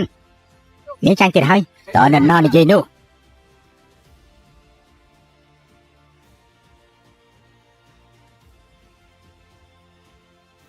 លោកតាធូសានលោកតាច្បាស់ជាមានជួយបាយជួយដល់សៀជាវតាត្រូវទេសៀជាវទោះបីកូនស្រីជាគ្រួសារធូសានក៏សិតតែមានបណ្ដាសានេះក៏ដោយប៉ុន្តែអាយុ22ឆ្នាំហើយនឹងទទួលឱកាសការតាំងសិល តាំងសិលអី ត្រូវហើយ មិនបានជាលោកតា មិនមានចឹង ប៉ុន្តែគ្រាន់តែត្រូវមើលថាតើឯងអាចបំភ្លេចភាពរងរឿងនៃមនុស្សលោក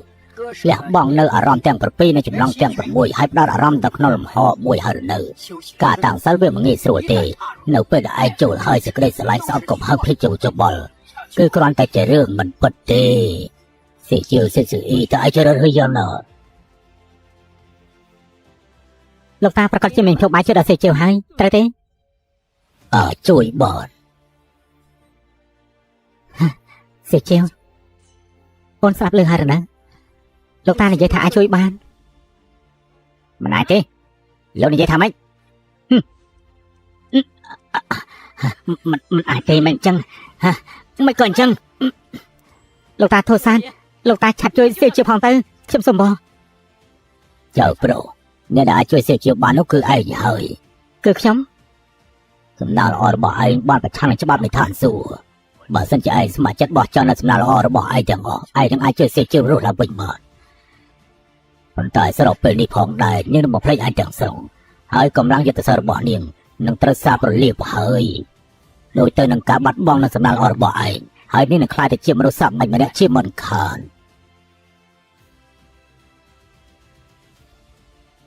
នាងមិននឹងអាចបំភ្លេចខ្ញុំបាននោះធ្វើមិននឹងអាចទៅ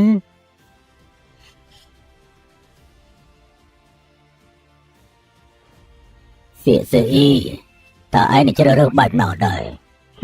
មិននឹងអាចមានមនុស្សដែលបោះបង់សំណាងល្អខ្លួនឯងហើយជ្រើសរើសមនុស្សស្រីម្នាក់នេះទៅខ្ញុំជ្រើសរើសយើងនឹងច្បាស់ណាស់ថាពួកឯងនឹងជ្រើសរើសបែបនេះឯងចាញ់ហើយសេជើអូនគួរដឹងខ្លួនឡើង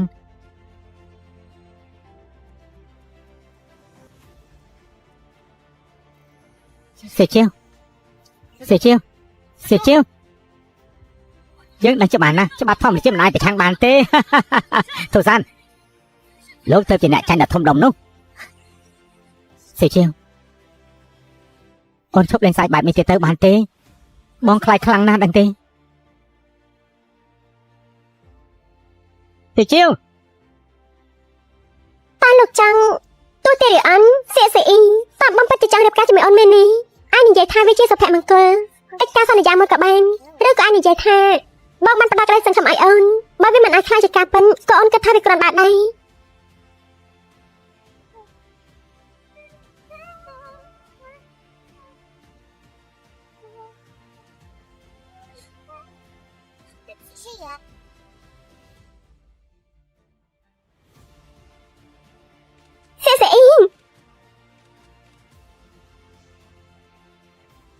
សៀសអ៊ី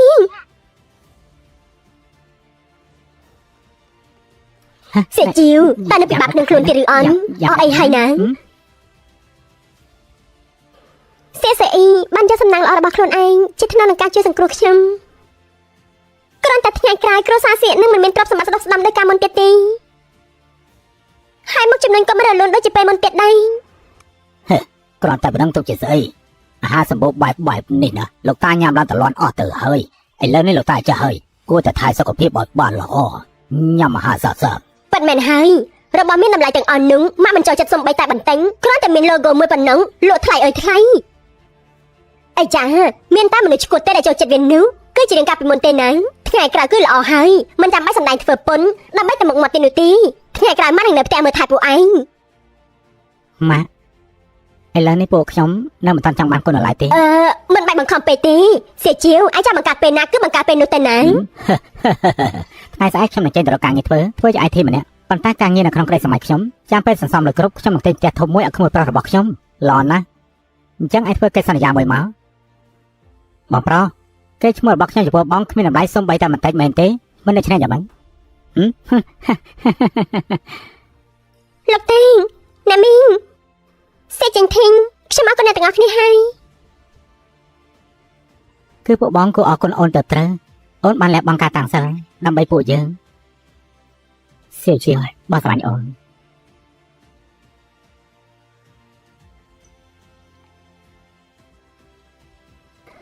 សៀជាមកប្រាប់ឯងសៀអ៊ីកាពីនៅក្មេងគេមានរូបរាងមួយជាងឯងទៅទៀតប៉ិនមែនទេអី សារយក22ឆ្នាំនៅមិនទាន់បាត់បង់នៅឡើយតែខ្ញុំអាចស្លាប់ទៅដល់បែបនេះមែនទេវាពិតជាយុត្តិធម៌ពេកហើយភ័យតែឯងក៏ប៉ុននិយាយស្អីនឹងហាសេជាវឯង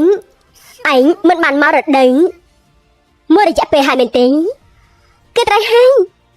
ខ្ញុំបានរដូវ2ខែហើយកូនល្ងងក៏មានផ្ទៃពោះហើយខ្ញុំមានផ្ទៃពោះអីចា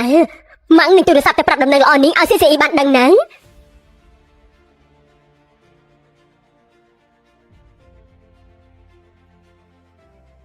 សេជិវ